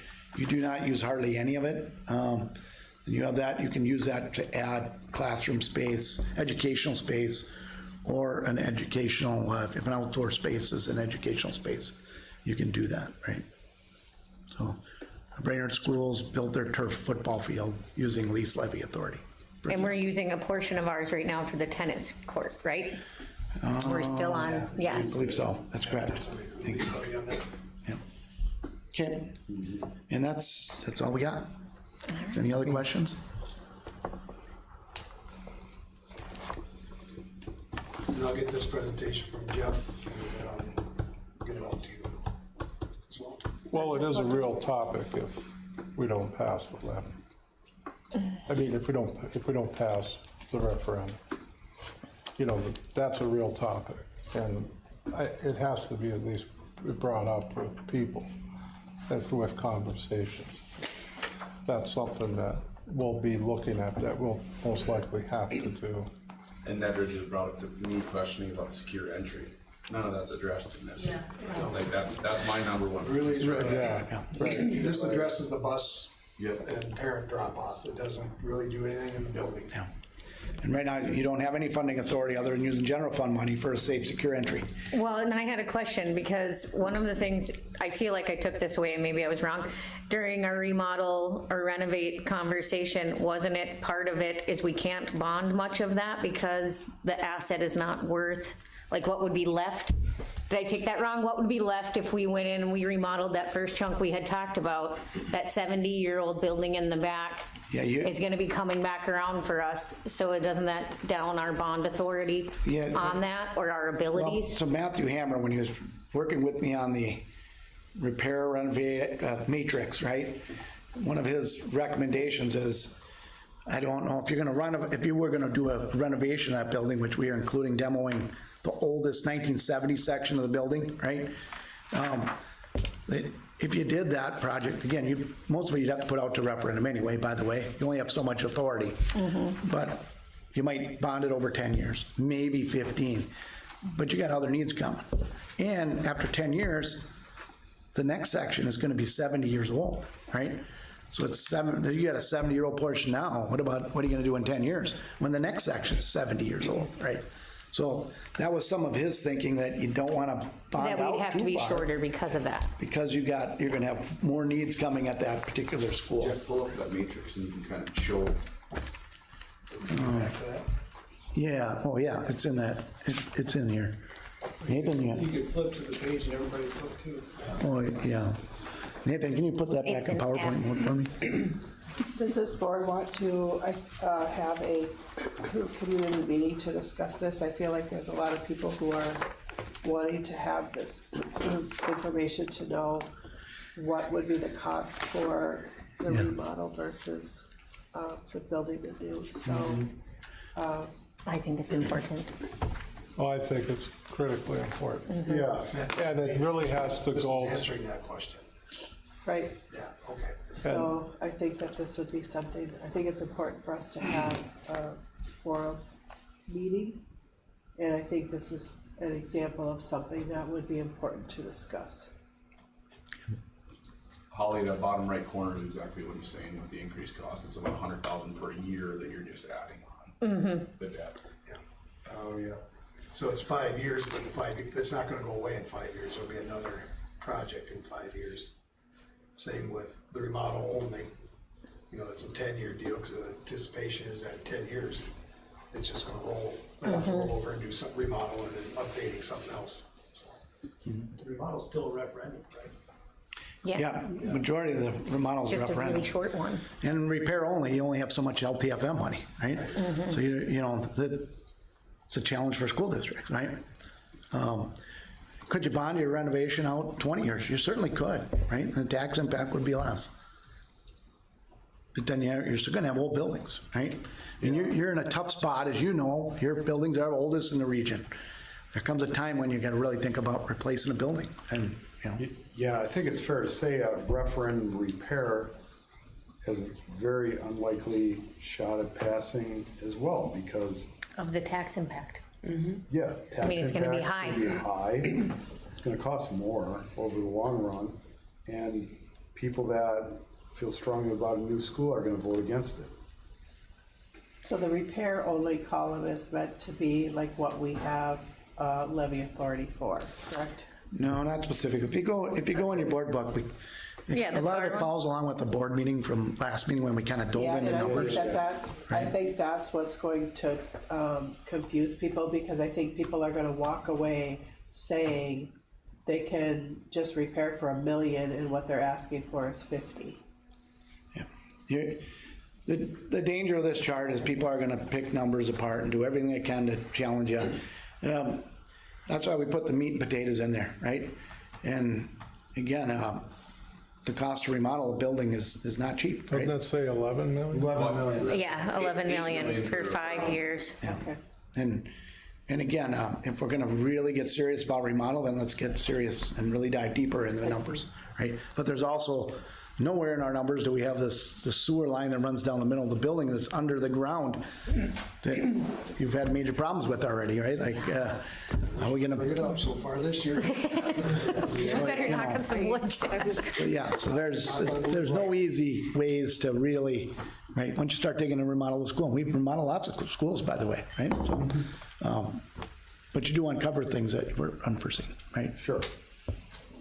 But the sewer line, that sounds expensive and difficult.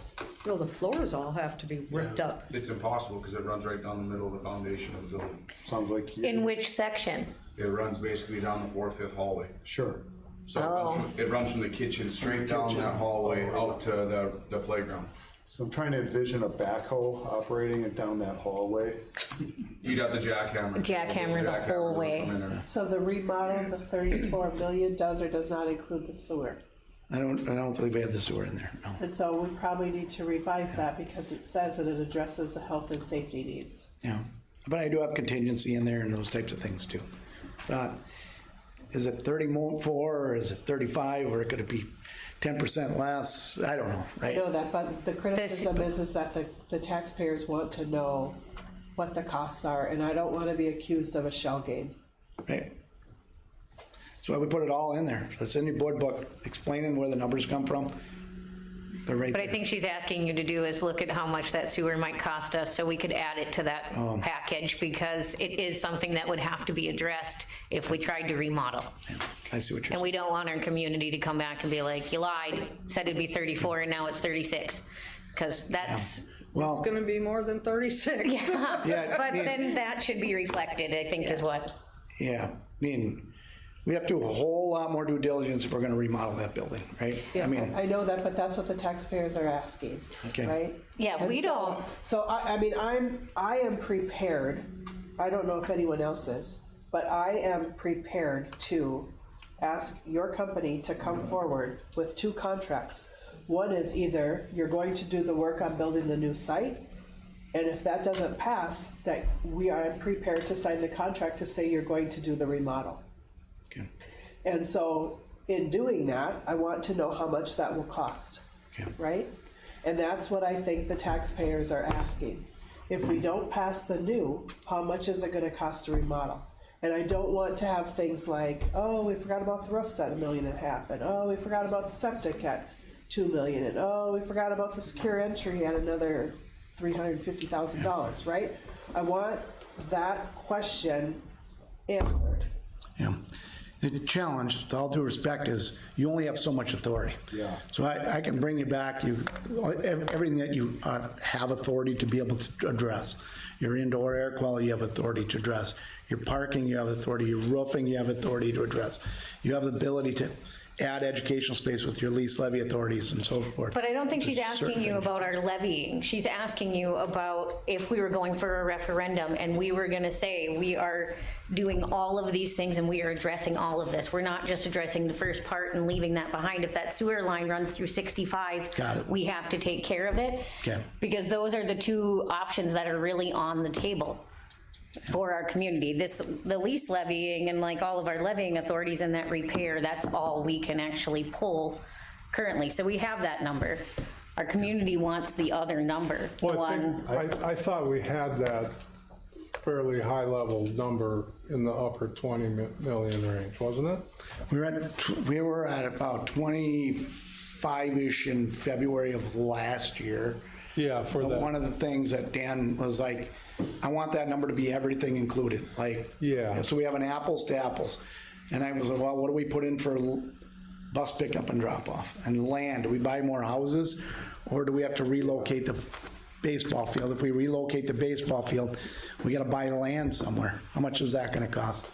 right? I mean, if you look more detail at what we went through last January board meeting. Yeah, there was that's what I recall, that was part of that. But again, these are fairly high-level shots too. I always remember, because, you know, there's only so much you can do and look at is when you're coming up with those numbers without full-blown. I mean, there's so much more work when it comes into it. And I agree with you, Cindy. You don't want to do something that all of a sudden, well, you didn't do this, you didn't do that, you didn't do this. But at what point are we given these numbers that this is where we believe we can get at? This is not. So my understanding, Jeff, what you're portraying here, so remodel that's 34 million. But that would require a referendum to get that all done. Yeah, you might be able to do, I don't know, 15 million of it, or 10 million or 12 million of it. Yeah. But the remaining part, you need a referendum to do. Yeah. So we can only go up. Right. So but we could make a difference in that school and make a significant impact. Yeah. But you still can't get it to where I think people want to look at, well, why don't you just remodel this thing? And it seems like but the conversations I have is, you know, I have conversations with people, oh, you can do it for less. And I always ask them, you know, from your construction experience, how did you come up with that? Yeah. Well, then they usually don't have an answer because they really don't have any construction experience in that. Not that I have any, but I'm just telling you, it's a lot different when you got it. You know, it's easy to say, we can do it for less. Oh, you can do it for less. It's a very easy thing to say to anybody to say And that. I think you know there's two realms. When you get into remodel or renovating, who knows what you're getting into, right? Like, I mean, you could uncover, especially like I mentioned, Oh my sewer gosh, line, absolutely. having to run down the foundation of the building. What are we going to do foundationally? Is it even possible? I wouldn't want to be the contractor coming with daily change orders. That's all I can tell you, because that's what would happen. where are we going to put the kids while we digging this place up, right? I mean, there's a lot to the remodel.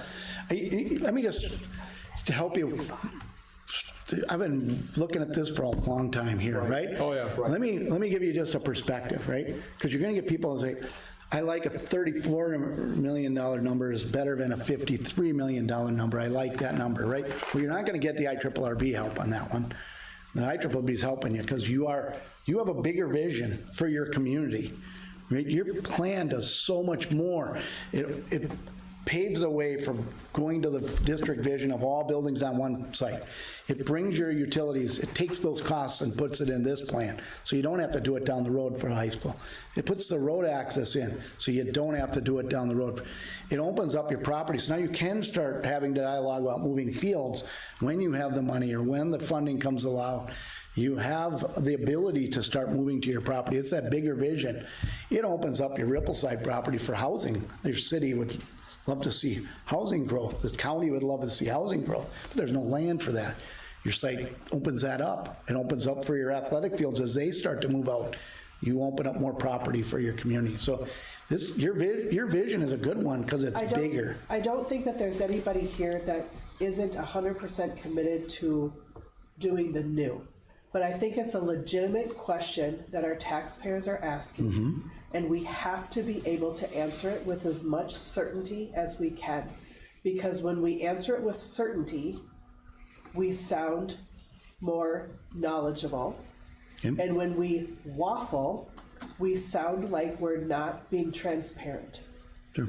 So I'm not asking the question because I have doubts or uncertainty. I'm asking the question because I want to be able to have more certainty in the conversations that I'm having and to be able to convince people.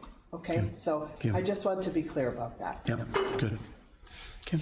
And in the matrix, the remodel only doesn't address the sewer, right? The 34 million isn't addressing the sewer line. That's hoping, assuming, believing that the work we've done on it holds, right? But So if we end up having to replace that, What about the roofs? Are the roofs included Yep. there? Mm-hmm. Yep. Okay. The roofs are included. So, I mean, if that sewer line holds up, then our estimate's 34 million. If the sewer line doesn't hold up, then that's a whole different, that's probably, could be a whole different, Well, that's what, referendum. I think that's what the question is. That sewer line is major. That changes this, could change this price to make them so close. And then on that 10-year line, make that tax impact that much bigger. If we aren't transparent with our community about that ahead of time and give them the true, like, not even a true number, I understand you can't do that, we don't know, but I don't think if we know we're already having issues, we would leave behind a sewer line that could then in turn back up in all the brand new spaces we just built. Like, I feel like that would have to be addressed. It's a major, major issue that we can't just leave on the board. So I think that changes that number significantly, right? Then changes the tax impact, then makes us look like we weren't giving them the correct numbers from the beginning. Yeah. And they vote down this, and we lose that $5 million without that information to see that this was a more level package, like. Well, just be advised, I mean, there's a lot of, I mean, if we're really looking at trying to get detailed dive numbers on remodeling, we gotta really bring in the structural engineers. It's a big ordeal for us to put that level of design in. We don't have, like, at this point, we have a passing referendum or figuring out our stuff. So we're kind of at that point anyways. To not have them there looking at these issues is leaving us with a giant blind spot to our facility. I don't want to step in and be the person that's pushing this through, but I don't know, do you guys feel the same? Like, that sewer line can end up being major to So I have a question. all kinds of areas. It's a scenario. So say we invest $11 million. That's gonna repair roofs, it's gonna do some basic stuff that's needed to be done. We invest 11 million, and 6 months after we do that, the sewer line explodes and blows up in there, and all of a sudden we have to fix that. How do you do that without the money? We can't go for a referendum. It's a great challenge for school districts, right? You only get so much money for your long-term facilities maintenance, which is repairing like for like, right? When you have big unforeseen things, if you don't have dollars sitting there in your LTFM bucket, you're into your emergency repairs, and those types of things come out of your general fund, right? Which is the same fund that you pay your teachers in and education in. So it is a big, important question, Donna, where does those dollars come from, right? I think that I think is an important scenario that we need to talk about with our community. We know that there is a sewer problem, and we know that that is not addressed in any of this. And we could easily maximize our levy authority and do the $11 million worth of basically deferred maintenance, and 6 months later the sewer could literally explode in there, and we don't have the money to do that. The sewer shouldn't. Maybe explode isn't the right explode isn't the right thing, but It would probably implode. It would implode. I saw it on Christmas vacation. But the sewer is backing up right now, correct? Not at this moment. Ms. Fontaine, are you present? Yeah. Are you willing to answer some questions? Maybe. Are you aware of sewer problems at Rippleside? I've heard about them, but I don't know any personally. And are you aware of the septic backing up into the bathrooms? I remember when it happened, like last year, I believe. And is it primarily down by the third grade rooms? The sixth grade, right by Stotts' room, and then it actually would back up into the kitchen.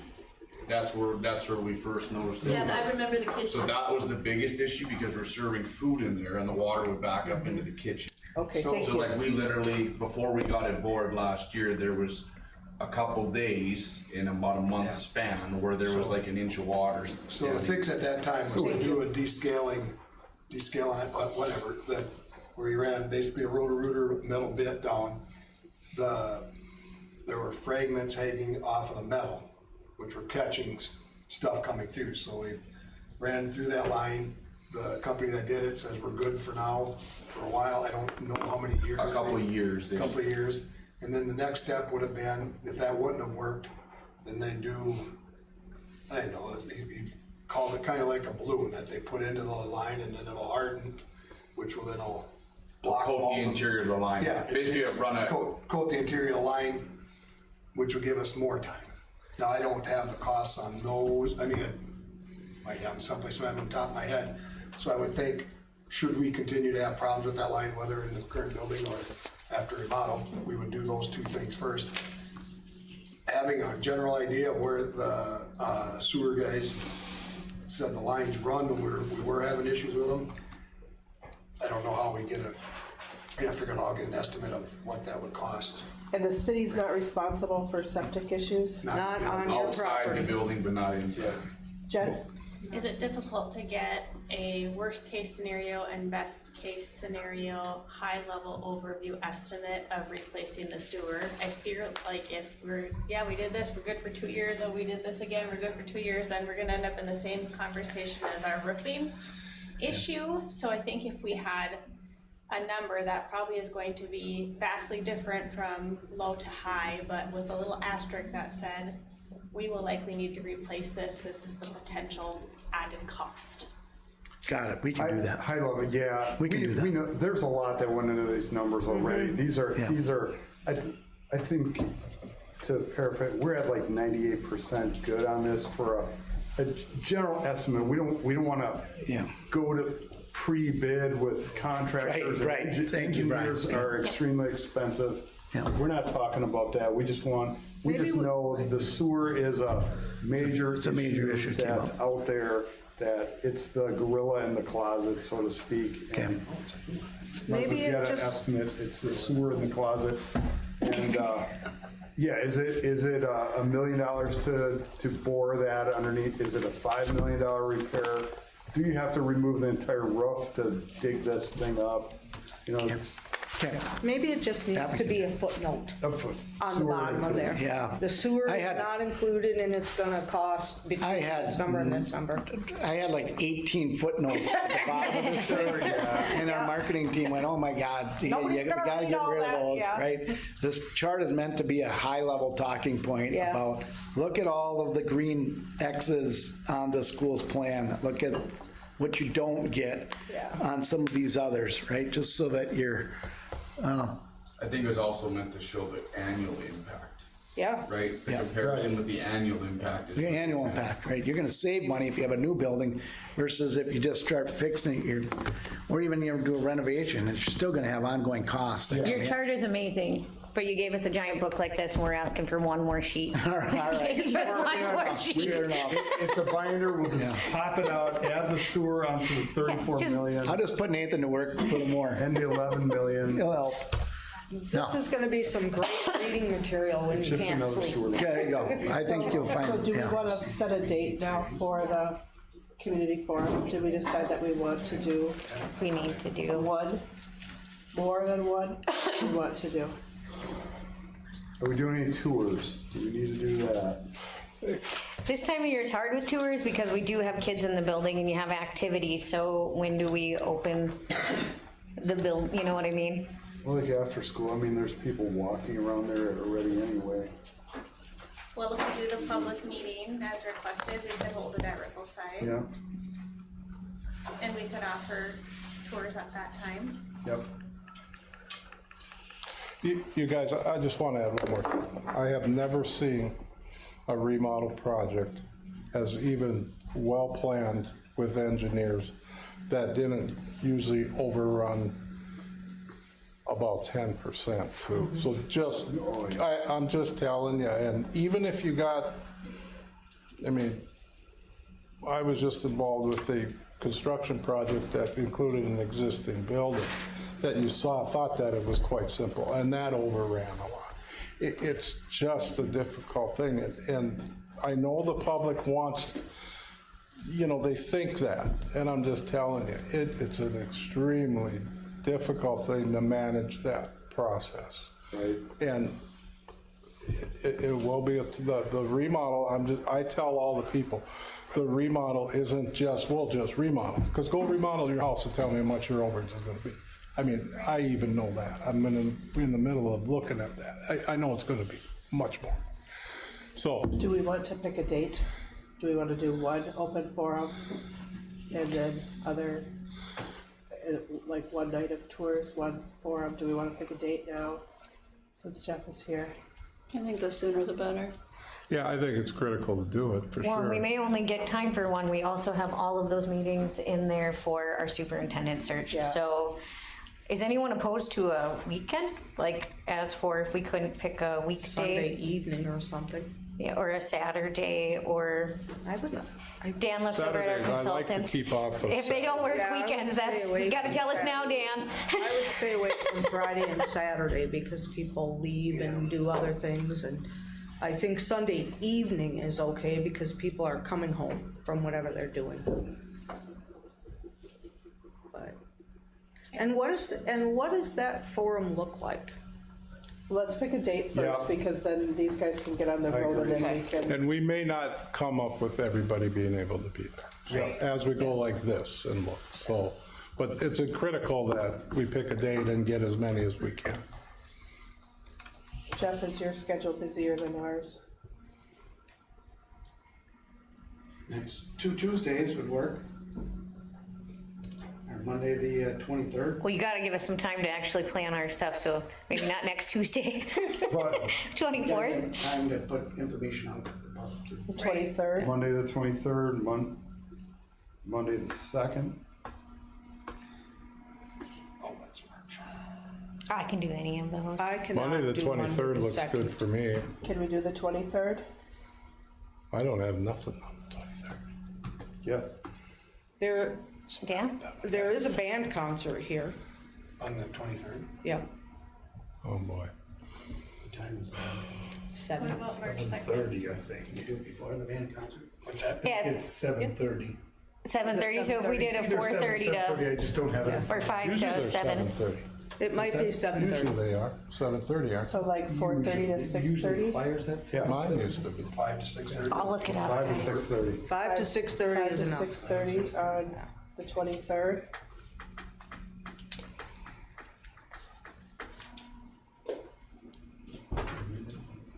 Or is 5 too early, or is that good? I mean, I think it 5. doesn't affect me. I'm just thinking of other people. There you go. I don't 5:30 think to doing it on the band concert day is a good idea, because I'm a parent and I want to be there, and I have to get my kids dinner, and then they have to get ready for their concert, and then they need to be there at 6. I just think we should choose a different day, since I'm not the only Good points. parent. I agree with you, because it's hard, because then you don't have dinner and Right. everybody's, you're trying to shuffle everybody around to figure out where they're at and get them. What other Tuesday was? Monday, March 2nd. Tuesday, the 24th? I'm good on the 2nd. Jeff had thrown out Tuesday, the 24th. That was just the next day. I don't know if that. Well, what's on that night? Mr. Hendrickson, a basketball game, or What night is that? Tuesday the 24th? Tuesday the 24th, we do have a boys game, and it's very likely that we are gonna have to move the boys game because the girls will probably be hosting a playoff game that night here. Oh, okay. Well, then, into the next week. Well, are we talking about doing it here or No. over at Rippleside? But you don't want, Oh, I suppose. we don't People want are 2 gonna- games. Yeah. Because I can't, I have to play the girls Yeah. game. in Anything the on big March game because it's a Yeah, second. Like yeah, March but- 2nd. What about March 2nd, Mr. Hendrickson? I think we would, as of right now, we would be clear unless we were hosting a boys game, which I would say is probably unlikely that far into the season. I don't have anything scheduled for that day right now, I can tell you. That doesn't mean something couldn't come. This section, don't they have those dates posted? But it all matters if we host I or if we understand, don't. but they do have it. Yes, but then sites have to agree on dates, so you have possibilities. March 2nd, does that work for people? Is there a section game on that? Because I want Here, to do it. I'll be on my way home. Does it work for everyone else? Is it okay, Don, if we were to proceed if that worked? Well, and it would depend what time it is. Because I like the 5 to 6:30. See, if Catch it could people right be, after work. if it could be 7, if it could be like 6 o'clock, then I'll be back. Jim, what section are we? 7? What? 7 double A. So we are 7 double A. I'll tell you right now, I have all the information. Yeah, grab that if you can. I just want to see. And section games start at 6 o'clock, just so you. I see, but I feel like we need to keep it at 5. Even if we can't all be there at that exact time, we have shifts because you have people coming from work who don't want to go out to their house and then come back to town and aren't willing to do that, where if you can catch them directly after work, they may swing by, do their tour, put their question in. How late is kids club? Are they open? They're open till 5:30. Till 5:30. The following week. Yeah, is so we could almost 7 double A. see if we could 7 do. double A dates are March 2nd, 7th, Vera just 11th, to and do. 13th. Is that the first night? Second is the first night. I will Volunteer say, to stay and watch people. I want while to they go to that. bond or whatever. I can ask her. We should be playing, and I had it as the 3rd on my calendar, but it's the 2nd. Boys is She already the seen kids 2nd. So she's What do we got? background check and all. So the 2nd is not a good night. No, we will either be playing or hosting, and I would guess we would be hosting on the 2nd. This week's a big week. Yes. If we This run the week will table tell this us a week, lot. we'll host. 23rd, because we have a band concert. This would tell us a Can we lot. go earlier, 17th? Can we be done by then? But what was, we couldn't do the 24th, Tuesday the 24th? Tuesday, the 24th, we Is that? have a that's- boys game here, and it's possible I'm gonna have to move that game to host the girls game that day. But that following week of the 9th is free. That's when we start our training. We have training on Tuesday. The 10th, but March 9th, we have nothing. I think there was a reason we didn't pick March 9th. I won't be. Because they're gone. We won't be there. Yeah, we start vacation season where everybody's. And then we've got interviews and all kinds What time's that section game? 6? Most section games start at 6. Wednesday, the 25th. So girls sections start the 24th, 28th, 3rd, and That's 5th. elementary stuff. Section's Monday. I think the 24th, because we don't have anything at Rippleside on the 24th. I know that there is high school stuff potentially. The 23rd includes elementary school stuff, so I don't think we can do that night. The band concert. Yeah. So we're back to February 24th. Can we go earlier? Yeah, I won't be there the 24th, but so I'll either have a boys game that night here, or the girls will be playing. This week will tell us a lot if we're gonna host one girls. What time do they start? 6 o'clock starts the section game. So if I host a girls game, section game will start at 6. So if we started. If the boys play, it'll be at 5:30 and then 7 start for a regular game, which would be their last week of their regular season. So even if we did a 5 o'clock start though, that the people who wanted to go to the game could come, still make their game by 6 o'clock or 7 o'clock or 5:30 even. And the people who aren't going to the sporting events could still be at the school until the 7 o'clock. What about Tuesday the 17th, next Tuesday? Last time we got really hammered because we only gave a week notice, and that was a really big deal. So I think we need to have at least 2 weeks. What about mid to late March? Well, we're gonna be doing the superintendent stuff, Oh yeah, that's right. Yep. It's very busy. so I think it's probably the 24th is the lesser of all evils. At least there's nothing at Rippleside happening on the 24th that we're aware of, right? But there's a lot of basketball games, and then you have lots of parents. Do you know? But the parents aren't the ones that show up. Let's go back to who came through our thing the last time. It was less of our parents, and I hate to say that, but it really was. It's a lot more community members that need. Schedule when parents are busy. Yeah. Yeah, don't They schedule. are struggling to find a night, but Yeah. The other part of this is that there is the people who have asked to have this, they're gonna show up when we have it. And if it's inconvenient, they're gonna figure it out because it's that important to them. Yeah, I mean, we're not gonna fit. We're never obviously gonna- having hard fitting our schedules. Yeah. We're gonna have a hard time fitting every community person's schedule too. Exactly. We're never gonna find a day that works for everybody, and so. Do you want to try a Sunday evening?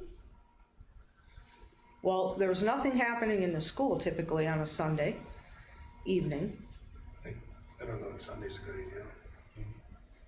You'll get criticized on Sunday. Yeah. Yeah.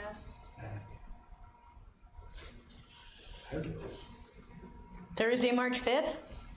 We didn't look at Thursdays, did we? What's going on there, Jim? I'd honestly have to go down and grab my, I don't know. What's that? I'm pulling all this now, I'm not running, I'm empty right now.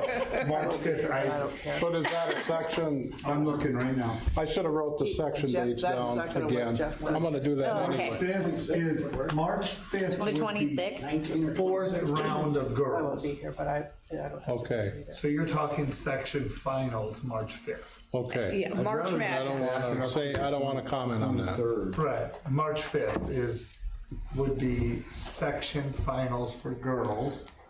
And I would imagine, let me look and see if there's a. Yeah, look at boys too. That's where I'm. We can do the band concert date. Boys do not You can do play, it on your own. boys play second. Oh, and shoot. Possibly. March 5th. There's nothing as of right now. The Does the band 5th is an concert open include day, Rippleside students? Yeah. unless it's girls section finals. I think we're gonna just have to do it on the 24th. I don't feel comfortable doing it on a night on the 23rd when it involves Rippleside students. Well, how about March 5th? Right now, it looks like that's open. I'm open. If the girls are there, we're gonna cancel it. March 5th doesn't work for me. Jeff is not available. Okay. Does that work for you? March 5th doesn't work for The Jeff. 26th, it's a Thursday. What does that date look like? I'm not here, but I do. Jim, I can't believe you don't have all your schedules memorized. I can't, I Mark. don't know the way he puts them out in those emails. I'm thinking to myself, gosh, we're, 26th is state Those take a wrestling. lot of time to put together. I'll bet and then they do. Usually I have That's fine. to send a couple of revisions or Yeah. something. We'll be at wrestling. Yeah. Yeah. 26th, I have a game here. Boys varsity, It's state wrestling JVC too. and varsity playing loose like. It's state wrestling. Dan won't be here. Yeah, I won't be here either. Yeah. I'll be at state wrestling. So will I. All right, Sounds like a good time to have it. let's go to state wrestling.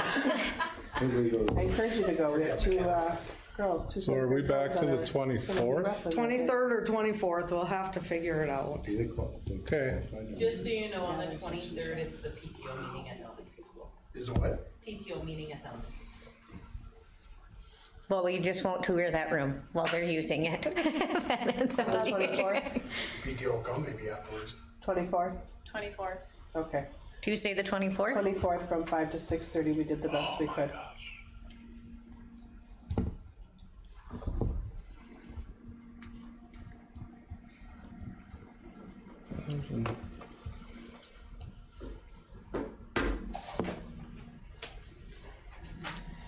I will not be there. The other thing that we could do is we could offer 2 sessions that night. We wanted 5 to 6:30 and 7 to 8:30. I don't know if that would make a difference for people to be able to attend. I'm okay with that. Yeah. I'm okay with that. To do 2 sessions? or- Yeah. Is that what you mean, Roland? Yeah, I'm fine with doing that. Depends, that's where the format comes in. Is it an open house format, so it's open 2 hours and you just have stations? They set really up? want that question, they want that town hall They want question an format. open mic. So I feel like it has to be at least a half an hour or 45 minutes of that, and then another 45 minutes of tour. Then you could start the next one. That would cut that session in half and make the whole group move Yeah, I think through the facility. I think the format probably needs to be submit questions ahead of time and then, Yeah. Have a moderator. yeah, have Yeah. somebody like then. I would really like questions to for- see open up with some kind of a presentation. Right. Sure. About all the, I mean, not the whole book, but Yeah, because people they're coming there looking for information. right. and we need to give them information, and we need to give people the information that helps them to formulate the questions that they have. I think presentation and having questions is a must. I'm not so sure that we need to do tours. I'm we not did so tours sure. last Yeah. time. That's true. And I think we have photographic evidence of the things that we're talking about, if need be. I mean, we could, maybe if somebody wanted to. If say someone has a something. specific question, sure. Yeah. I don't think we need to do an open mic, because that just opens up to What we all could do sorts of is- ancillary cards with questions limited to the referendum, not In the sovereign citizen nonsense and. In the past, when I've gone to legislative hearings that happen out in the field, what they have done is they've said, they had a sign-up sheet, and you had to come and you had to sign up, and you had to write your question down. And you were limited to a certain amount of time. And then, and people could submit those questions ahead of time. So, you know, they could send them into Dan or whoever here at the school. And then you know what the questions are ahead of time so that you have the answers for people. But that helps to move the meeting along and just say, you've got about 2 minutes, 5 minutes, whatever it is.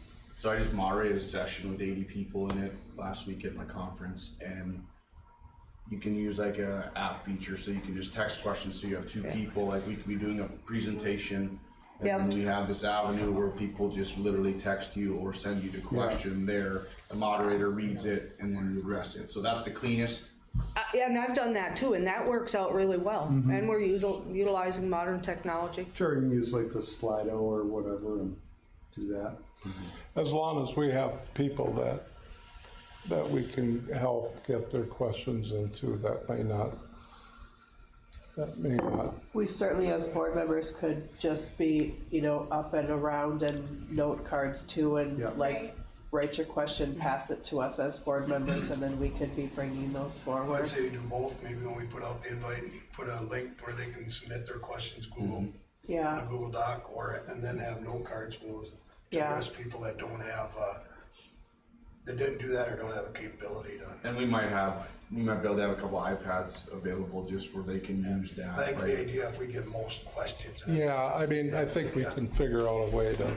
And then we could have, you know, Jeff, if you're willing to do the presentation. Sure. And you or me or whatever, and then maybe like a panel, the board members like as a panel too. I don't know if who would answer questions or like. Right.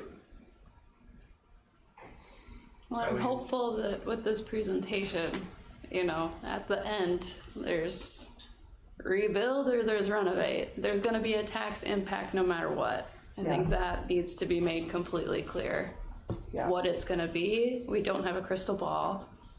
But if they're close, I think that needs to be the the ending visual of what we're really looking at, because there's no option to do nothing.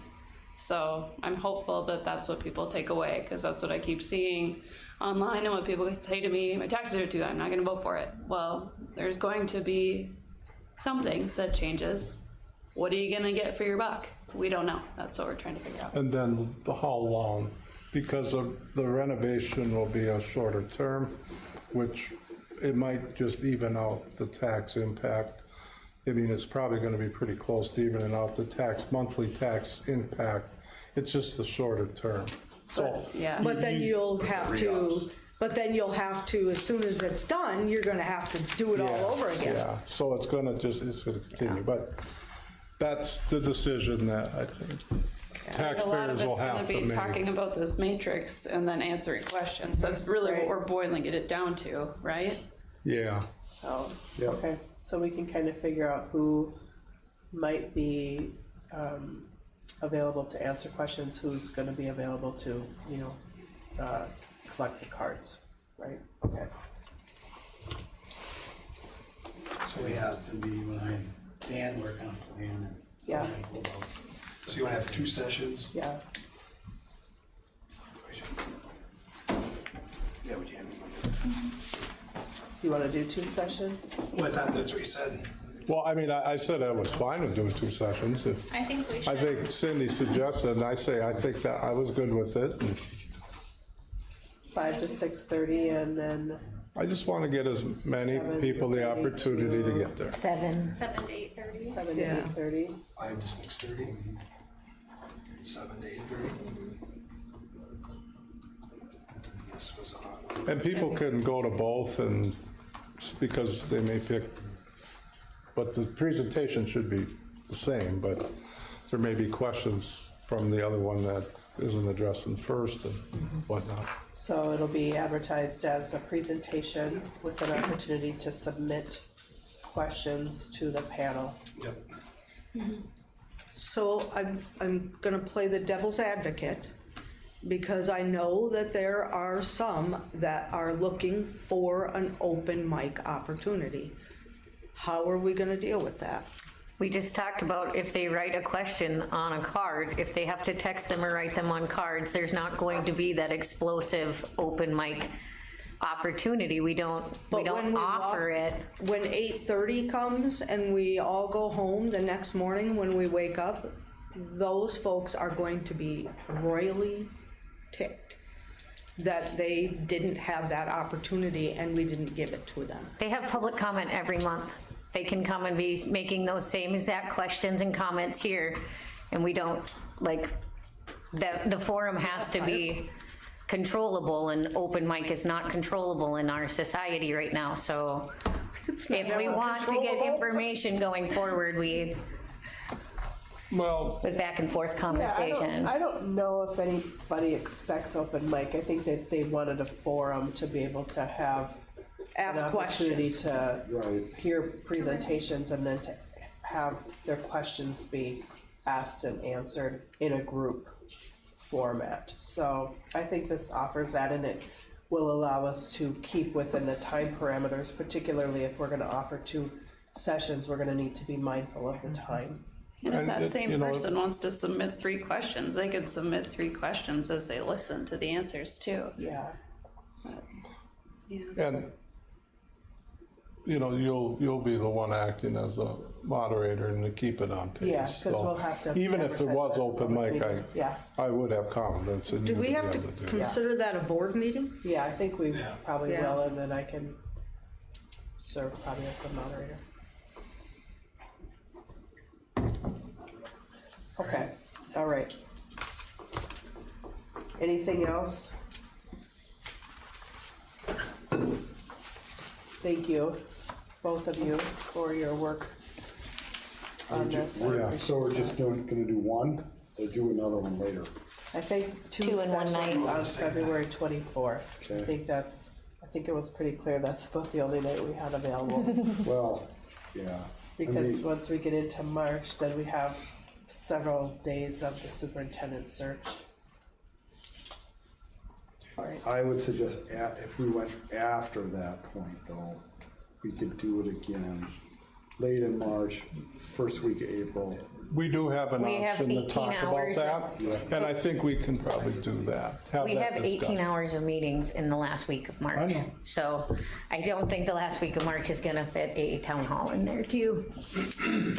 18 hours? No, they're not the Yeah, last week. 3 6-hour nights in a row, man. Let's see how it goes, let's see how it goes at these. That's not the last week of And March. then, yeah, let's see how they go, and if we might not, I mean, there might be a lot of people that will show up at 5:30, and there might be hardly anybody that shows up at 7, which would tell us that there might not be a need for another one.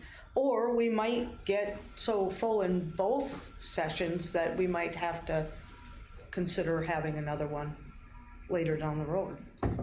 Yeah, if we can live stream it too, then. That's what I was gonna say, maybe we record it, then anyone can watch it, most questions, and if they're not directed a question, we have that nice spot on the website, ask us the questions we didn't put on there, so. Okay, all right, thank you. New business, is there a motion to approve the consent agenda for new business? I'll make a motion to approve the consent agenda. Motion by Holly. I'll second it. Second by Don, any discussion? All those in favor signify by saying aye. Aye. Any opposed? Motion carries with all members voting yes.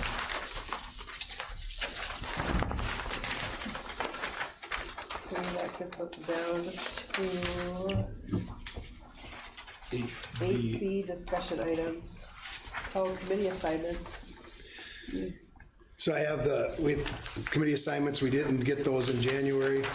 There's obviously some staffing changes we have to make on them, this is just picked up from last year. Do we want to go through each committee and determine if the board member on there is good? Have any of you had the opportunity to take a look where I want to be on this committee or that committee? So on the Ag Committee, we have Brian Leidinger, Cassie Peterson, and Roland Hill. We don't need 3 members on there. Is there do we want to go through each committee one at a time, or do you want to take a look and? Is there anyone that wants to leave a committee you're currently on?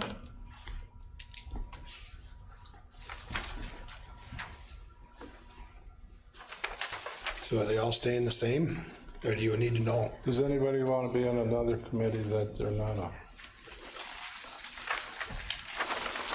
That'd be another question. Yep. Yeah, we have space on continuing education. So we really have space to any committee that doesn't already have 3 board members. Yeah, so that's the Title I Advisory, continuing education, Title I isn't second anyway. American Indian Parent Advisory. But I think the rest all have 3. Does anybody want to change? If not, we'll go through and just like staff that are no longer here, and we'll plug in the staff member that would be in their place. That sounds fine. And then we'll bring that back at the March meeting for approval. That sounds great. Sounds good. All right.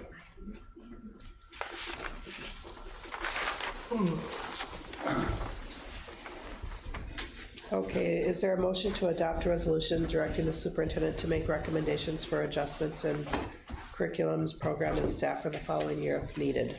I'll make the motion. Motion by Jen, is there a second? I'll second. Second by Holly, any discussion? All those in favor signify by saying aye. Aye. Any opposed? Motion carries with all members voting yes. Is there a motion to approve the resolution relating to the termination and non-renewal of the following probationary teachers due to teachers being out of field placement license or a tier 1 license? If I can jump in before you, this is an annual thing we have to do every year. And then we have to post the positions, and if we don't get qualified candidates or candidates that'll work, we can bring these individuals back if they want to continue in those roles. But this is, we have to do this every year. But they're posted internally, correct? It'll be both posted internally and then externally, yep. I'll begrudgingly offer the motion to. I'll second. There's a motion by Don, second by Holly. Any discussion?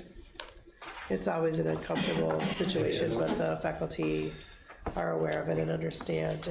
And really one of the advantages of doing it now, if you don't mind me barging in again, doing it now is it gives us an opportunity to post for up 60 days, and that still gives us time, should we not get anybody, to hire people back, because it's really before what's at the start of the hiring process. So it even though it's tough to do it early or tough to do it anytime, this really gives the staff members a better opportunity to find out if the position's going to fill. We could wait and do it later, but this gives us a little bit of head start on that process. So. And just a point of order, the motion and the second included both the tier 1 renewals and the tier 4 without a field placement, correct? Yes. Yep. Yes. Okay. All those in favor signify by saying aye. Aye. Any opposed? Motion carries with all members voting yes. Next is to discuss and approve the 26-27 school calendar. Yeah, the meet and confer team got together. They decided to stay with starting after Labor Day. They had the calendar there. I know I had come to the board and asked if the board would be okay with starting before, which you were, but when it came back to the committee, they decided they could make it work out starting the Tuesday after Labor Day with students, and that gets us out comparable that the graduation is, or the last day of school is the Thursday after Memorial Day, similar to how our current schedule is. So Was there any discussion about adding a spring break? I've had multiple parents ask me if the calendar could be changed to have a spring break instead of what we've been doing. There's always discussion about a spring break. Couple of challenges there is when do you do it, and where does it fit in semester, quarter wise, and then there's discussion people that do not want a spring break. They want to be done. They don't have to start before Labor Day, or they don't want to stay too long into June. So yeah, there's always a discussion on that. It seems like we typically, in the end, it comes to staying away from doing a spring break. I also always wish that there was a spring break. I wish that there was a way to be asking parents about it as part of like a survey. Maybe that's something we could do in the fall at like entrance conferences or something like that, just to take some kind of an informal survey to ask. I mean, I realize we can't do it as a part of next year's calendar, but I know that there's quite a lot of students that end up missing. And I know that the other schools oftentimes do take spring breaks, so I guess I would like to have more feedback from families, and so that's something we could do as a part of the fall back to school time. That might be I actually think because we're gonna approve this tonight, Meet and Confer is gonna start talking soon about the next one. So we should probably this spring do some kind of a survey. The challenge with spring break is, the idea is that if we do a spring break, everybody's gonna take their winter vacation during that, or spring vacation during that break. And that's not the way it happens, because not every parent can go on vacation at the same time. And that's when I talk with schools that have a spring break, it's good to have, and it's probably as much of a benefit for people who aren't going anywhere, because if you have 5 employees and they're all on spring break, you're not going to be able to have 5 employees or 4 employees go on a spring break. But yeah, there's a lot of pros and cons, and I would be against having some kind of survey to see where the community's at. But Well, and I know we've had these conversations at Meet and Confer, and we often talk about the Easter break, because Easter break is that Thursday, Friday, and then Monday. So it's not a whole week off, but it's a couple of extra days. And it's really hard. I have learned now, it's really hard for the children who are in elementary school. When their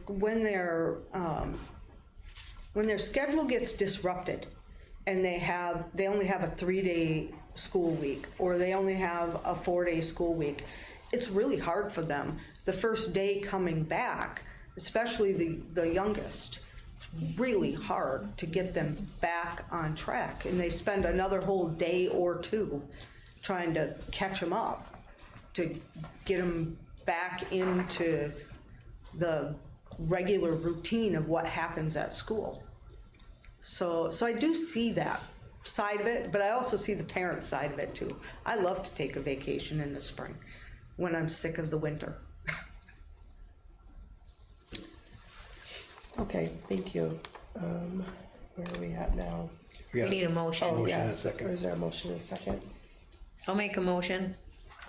Motion by Holly, is there a second? I'll second. Second by Cassie, any other discussion? All those in favor signify by saying aye. Aye. Any opposed? Motion carries with all members voting yes. Administrative reports, board member reports. I can tell you guys that I believe that the Brainerd school board is voting. I don't know if their meeting is tonight. it was tonight, and I got an email this afternoon that they have pulled it off the agenda to vote on. Brainerd was considering leaving the Paul Bunyan. You all right if I jump in? Yeah. Brainerd was considering leaving the Paul Bunyan Co-op. I think they still are. Last week, we got a message that the vote was going to be tonight, that they were going to leave the Paul Bunyan Educational Co-op, which really throws the whole co-op kind of on its This is above and beyond them leaving as the fiscal agent? Because they had Yeah, already left everything. as the fiscal Yeah, no, agent? They're still the fiscal agent. There'd been talk initially about just even and setting it up as a separate, its own school district, and having that new entity be the fiscal agent, because Brainerd didn't want to do it anymore. This was they were going to leave it all together and do their own thing.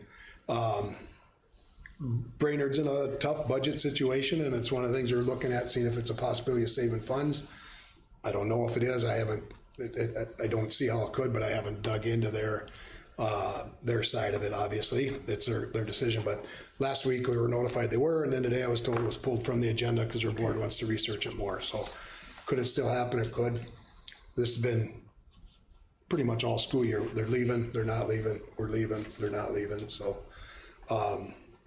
I do think they're hiring a new soup. Might be this week. Offering a position that might have some bearing on it too. You want them to have a say in it, so. Anyone else? I attended the MSBA meeting, and I have a few things I want to present to the board.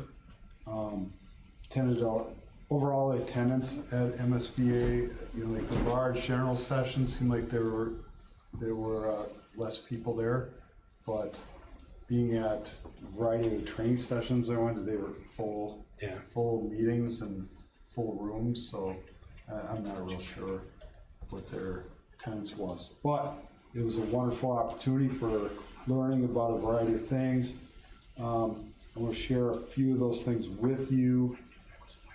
First of all, attended a session with Stillwater principal and superintendent on they initiated a no cell phone policy at Stillwater. They have 2,700 students in their high school, and they're reporting that it's working very well in a school of that size.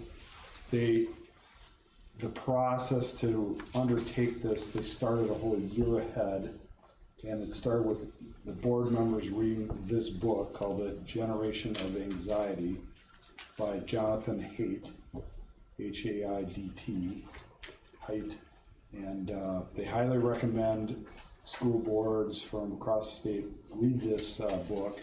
I need to do it. It's on my list of books to read right now. And they started the process, and their policy is no cell phones from bell to bell, basically during the school day. And if they see any cell phones, they confiscate them, and parents have to come and pick them up. So for a metro school, very strict. They said adherence to the policy is excellent, and they've seen some wonderful results from it. Greatly increased participation in a wide variety of events at the school. They don't know why that is, but that's one offshoot. Said kids talk to each other now, which is so they witness during the lunch hours kids are actually talking to each other. They have students there from Stillwater present, and they both said they've made a lot more friends this year, and they also kids are doing their homework while they're at school instead of scrolling on their phone, and they believe it's going to improve their academic achievement. So that was very interesting. I know Brian, did they say what grades they do? all high school. All high school grades? Yep. Okay. Can I add something? Woburn did that this year too, and I think I've heard similar results from what Woburn did. Actually, I'm sorry, it's K through 12. So they've instituted across every school in the district, which just the high school's 2,700 students. They didn't cover their total. I went to South St. Paul last year on theirs, and they're on year 4 would be this year, and they have seen a rise in their math and reading scores across the district from going to the zero cell phone policy. Yeah, they said the most immediate improvement was a great reduction in fighting in the school. So I'd be curious, some of those schools that are in the metro, in Minneapolis in particular, well, Minneapolis and St. Paul.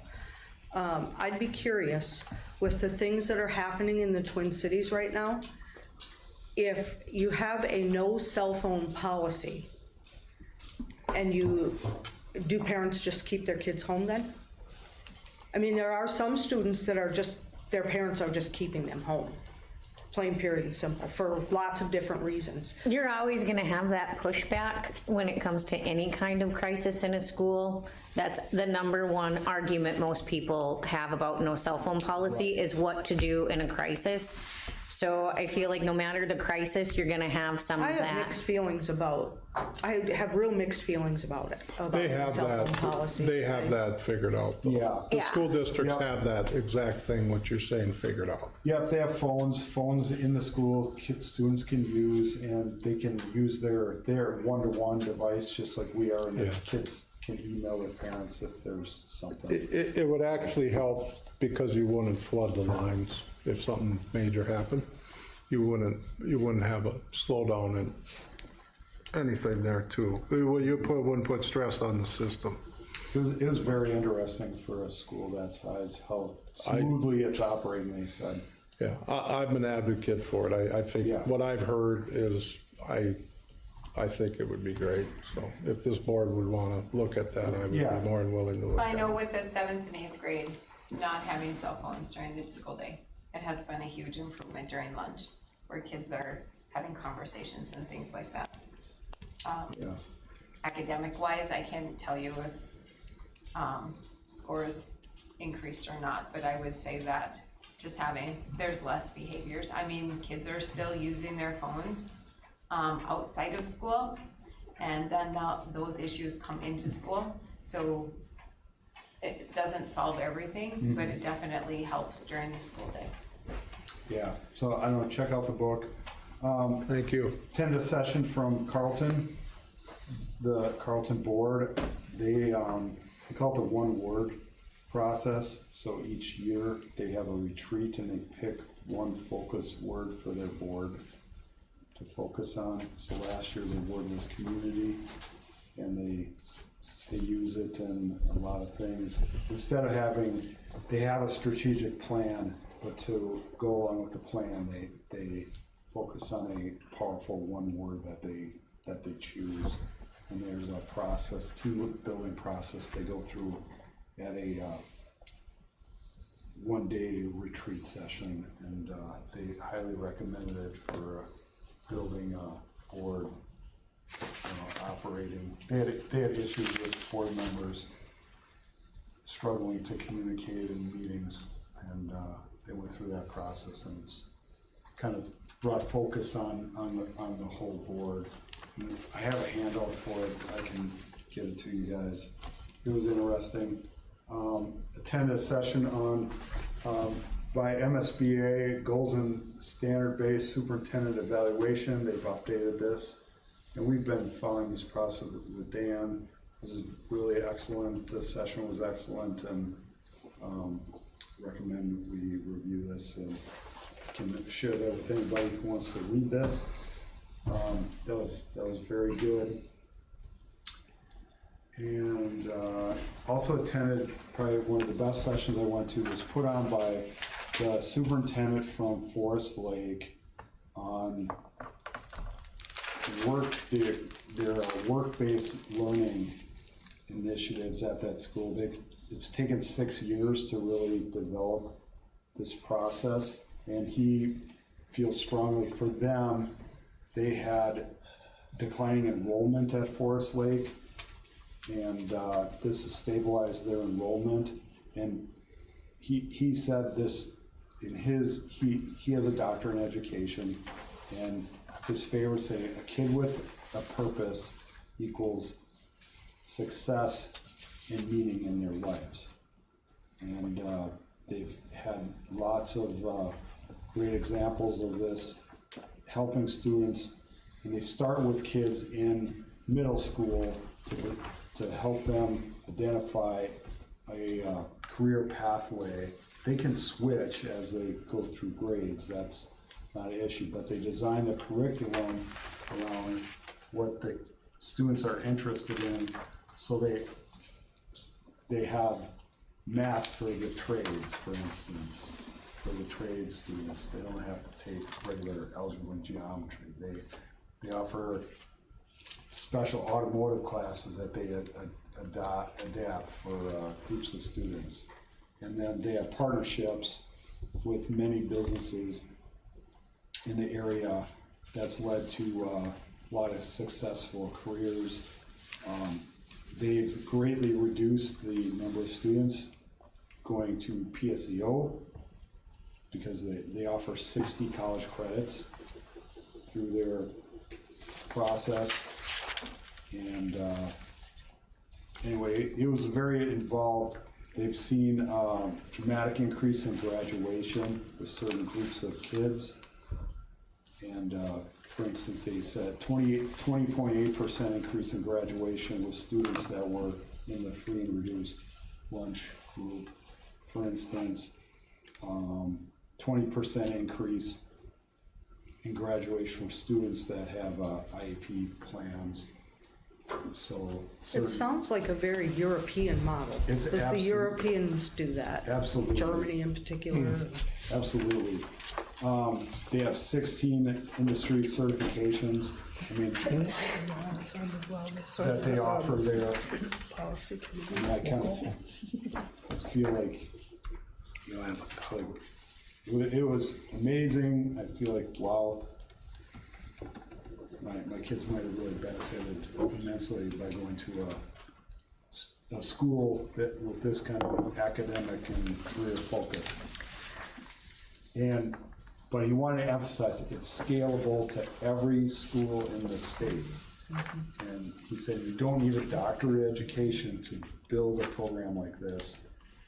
But he said it does take time to start to set this up. But he feels this is the future of education. Yep.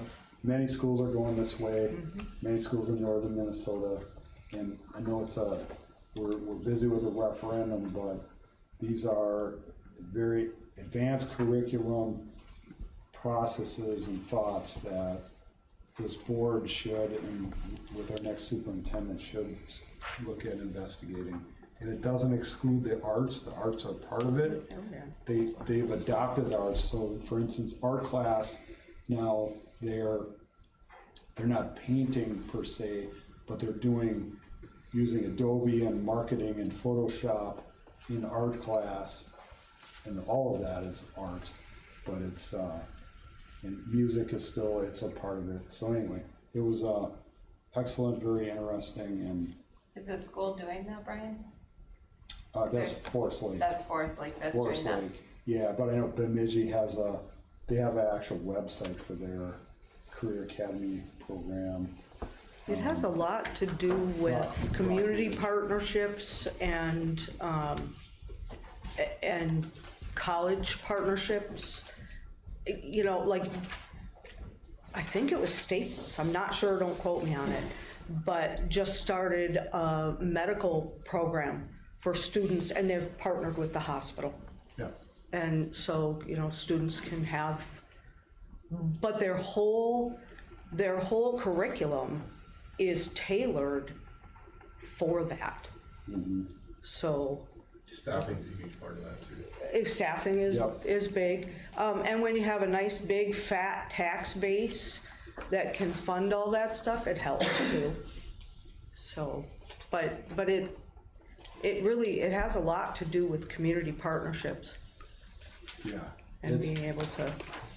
He repeated over and over again, creating purpose for students at a young age, letting them see what's available for their future, builds tremendous success in a lot of kids. And that's the benefit of it. Getting them to see their future while they're in middle school even. And that's powerful stuff. So I thought that was awesome. But that's enough updates for you guys. Thank you. Thank you, Brian. Thanks, Brian. Good job. Any other board member or committee reports?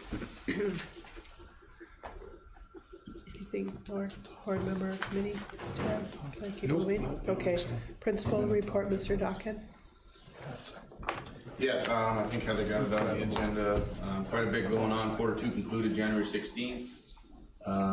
Quarter 3 began January 20th. Staff utilizing mid-year data on student progress to adjust instruction and ensure continued growth. Math Masters has officially begun for 4th, 5th, and 6th. We actually started 2 math club for 3rd graders. We had our spelling bee a couple weeks ago. Tom Zastrowski, he earned 1st place, and he is moving on to the regional competition. February's I Love to Read month. On February 6th, so last Friday, students participated in Hats Off to Reading Day. 4th grade started their ocean unit. So they use all kinds of things to create different ocean species.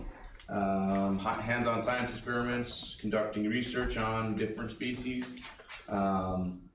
New this year, Rippleside partnered with the National Park Service, so all 4th graders can compete in Underwater Explorer booklet and earn their own Junior Ranger badge. It's cool because it integrates science standards, literacy, creativity, environmental awareness. Kids have a blast with it. Some of the fine arts student activities, 3rd through 6th grade winter choir concert was held January 13th. Showed dedication and talent of our students. Several 5th and 6th grade students auditioned for the high school musical here at AHS. We're proud that 3 Rippleside students earned roles as young Anna, young Elsa, and young Kristoff. February 10th, our 5th and 6th grade band students will perform at the Macon High School along 7th and 8th graders. K through 4 cheer group wrapped up their season by cheering at the boys basketball game at the high school. Last Thursday, we had an author visit. Mike Winnitka visited Rippleside, delivering engaging presentations for students. Students learned about the writing and illustration process, had the opportunity to watch live drawings come to life. So he was, at the end of the session, he just had a group of kids in front of him and he was asking them for characters and he drew a live picture. It's pretty cool. We just had the Heartstrings, a Malacca-based strings ensemble 2 weeks ago at Rippleside. We had our kickback and read day, paired with grade levels together, shared reading in spaces throughout the building. Students selected what and where to read.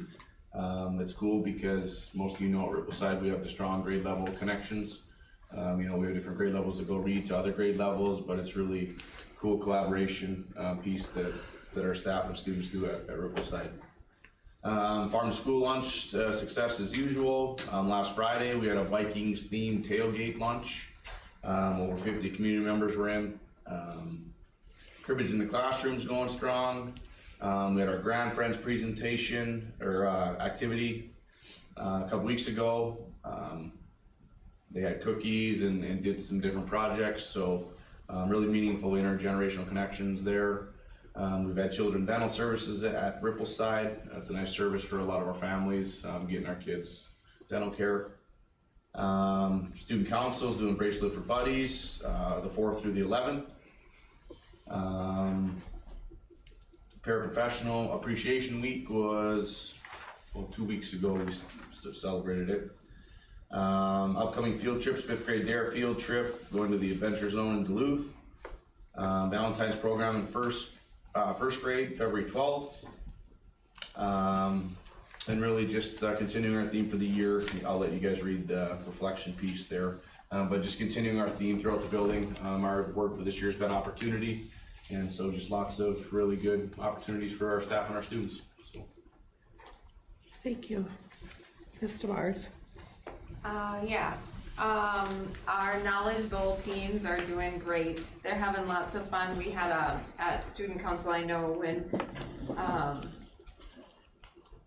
oh my gosh. Maylee? Huh? Maylee? Maylee, yes, thank you.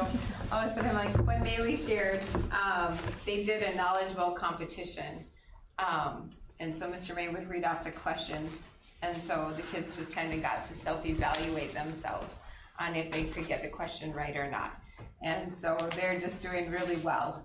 And of course, how Mr. May writes them is fantastic. But right now, we have one team that is blowing everybody out of the water, so he can't wait to take them anywhere, because they seem to win about 22 points ahead of everybody.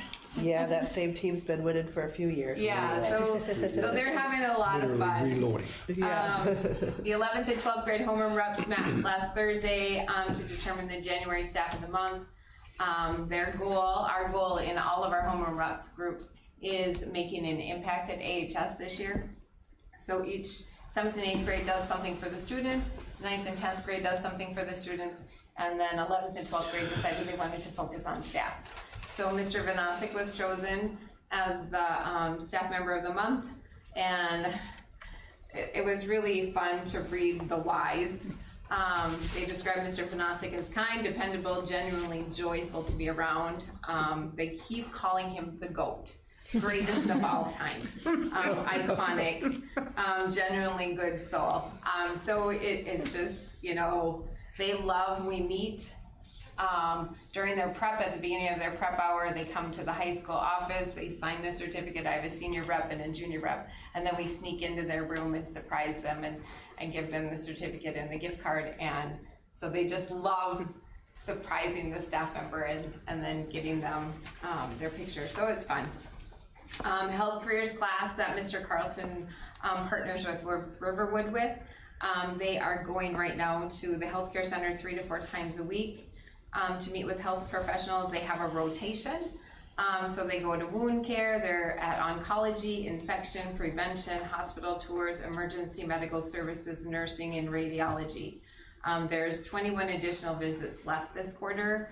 It's a great collaboration between Riverwood and the high school to help our juniors and seniors learn firsthand the different types of healthcare opportunities that they can have. So it's a fantastic class. The kids really enjoy it. I shared my board report. I didn't get it on there, but there's different pictures of them in different classrooms. Upcoming band concert is Monday, February 23rd at 7 o'clock for grades 7 through 12. The Ag department received a grant, MAELC grant, and used it to purchase equipment for the shop. And received this huge air compressor, impact and socket sets, ratchets, tools, shelving, air hose reels, and a new shop vac. They're just a huge asset to the program. I was at the FFA meeting last week. There was several members. It was not necessarily for student. I mean, it was for students, but it was also for the members, past members and anybody that was there. So they talked about different functions that they're doing throughout the year and upcoming in the summer. So they have a lot of good ideas, planning different things. I can't tell you off the top of my head what all those things are, but it was a good meeting. They were very happy to have me there, so I will make it a point to go more often to show them that I do love their program.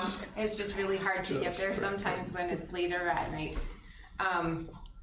Our robotics team, Mr. Henke's back there, they have their machines called the Turkina Machina? Turcia Machina, which is a really bad Latin translation of turkey machine. I mean, it's a really, really bad translation. Yeah. It sounded better than the actual real one. So.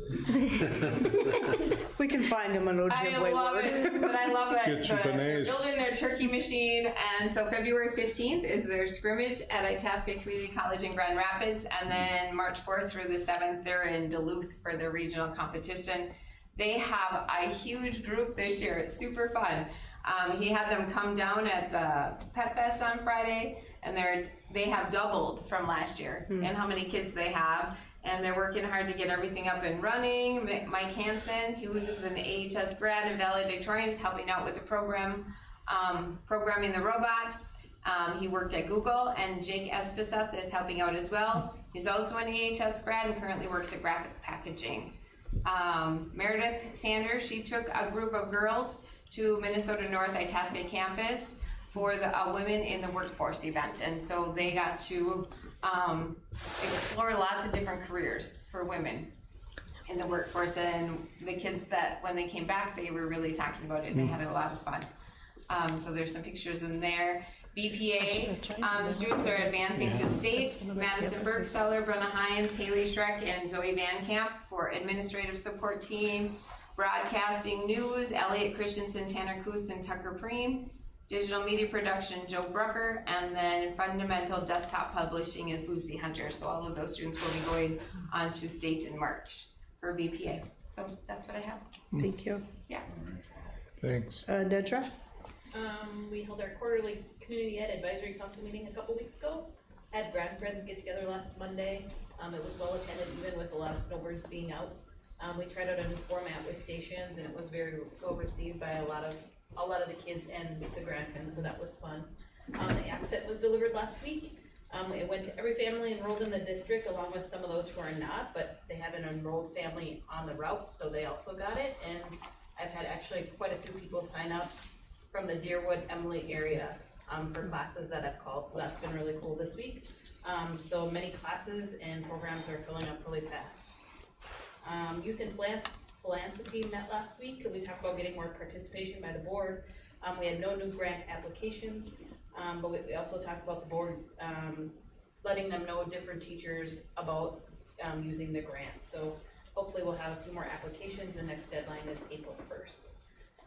Winter elementary sports are wrapping up in the next couple of weeks, and March will bring softball and baseball evaluation, so all the spring stuff is starting to come. We're working on summer programming already. I have Missoula Children's Theater set up to come the last week in July. I am partnering with AKC and Friends of the Arts to keep the cost down for students to participate. They are actually, I missed their meeting last week because of wrestling, but they gave us $1,200 towards that program. And then I have a Twins game set up for Aiken Day at Target Field on Sunday, August 16th. Nice, thank you. Dan? All right. Just real quick, on our enrollment, you have the document there, but our enrollment's down 6 kids from December to January. Again, our enrollment at the elementary school is up about 8 kids from last year at this time. So getting back to the topics we had earlier. Any questions on the enrollment? On those numbers? Moving on, the superintendent search. Actually, the position went live today. And you have the MSBA will be doing the virtual question and answer tomorrow afternoon at 4 o'clock. That'll be recorded and put on our website. It's an anonymous. There's also an anonymous public survey that's open to stakeholders. All this information is on our website. That anybody can go to our school website and take that survey, can get get the link to the question answer tomorrow, and go from there. So any questions on that? We all have, we met last Monday. You got your calendar, and we had all the dates set and things there. So these have been good to work with so far. Cindy's had a couple of contacts with them. If there are questions that come up, or if you have anything, let me know, or reach out to him. He's giving you his contact stuff and get your questions answered. So. Okay, thank you. And then I put the information on there for the referendum. We've talked quite a bit about that already tonight. This is just the voting timeline and time frame. The voting process and election day is Tuesday, April 14th. Early voting starts on Friday, the 27th of February. So that's coming up. And there, that's what I had. Now you can cut me off and go. But any questions on any of that? Ballots will not be mailed. Will not be mailed unless you make the request. You have to request an absentee ballot. And the only polling place will be the Aiken Public Library. Correct. On Tuesday, April 14th from 7 a.m. to 8 p.m. Yep, correct. Okay, anything else? No. Okay, upcoming meetings, February 25th, Personnel Committee meeting, March 16th, the school board meeting. We just added the February 24th open forum meetings, and anything else? Do we have policy meeting this coming? Because that's been one of the, we did the every other month. So. I think we should, because I think it's been a while. I don't know if I got on my calendar. It would have been March 11th, I think, is where it should have fallen if it stayed on the March 11th, February 11th. March 11th, because we had gone to every other. Oh, okay.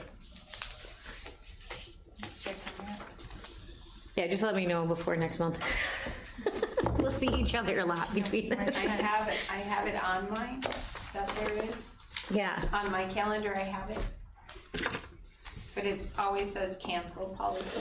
Yeah, I was gonna say, mine shows if it says cancel. That's because we went to the every other one, and I don't know that we've ever Oh. fixed this year And then yet. it shows, So okay. if we want to move Right. it, I think we have a chance now, because it's canceled on everybody's calendars, so. Well, right now it's set for March 11th. I don't know if there's a reason to change it. We'll have to address that. I bet you went to cancel every other month, since you went to every other month and it shows up on every, okay. Okay, anything else? Is there a motion to adjourn? So moved. Motion by Dawn, is there a second? Second.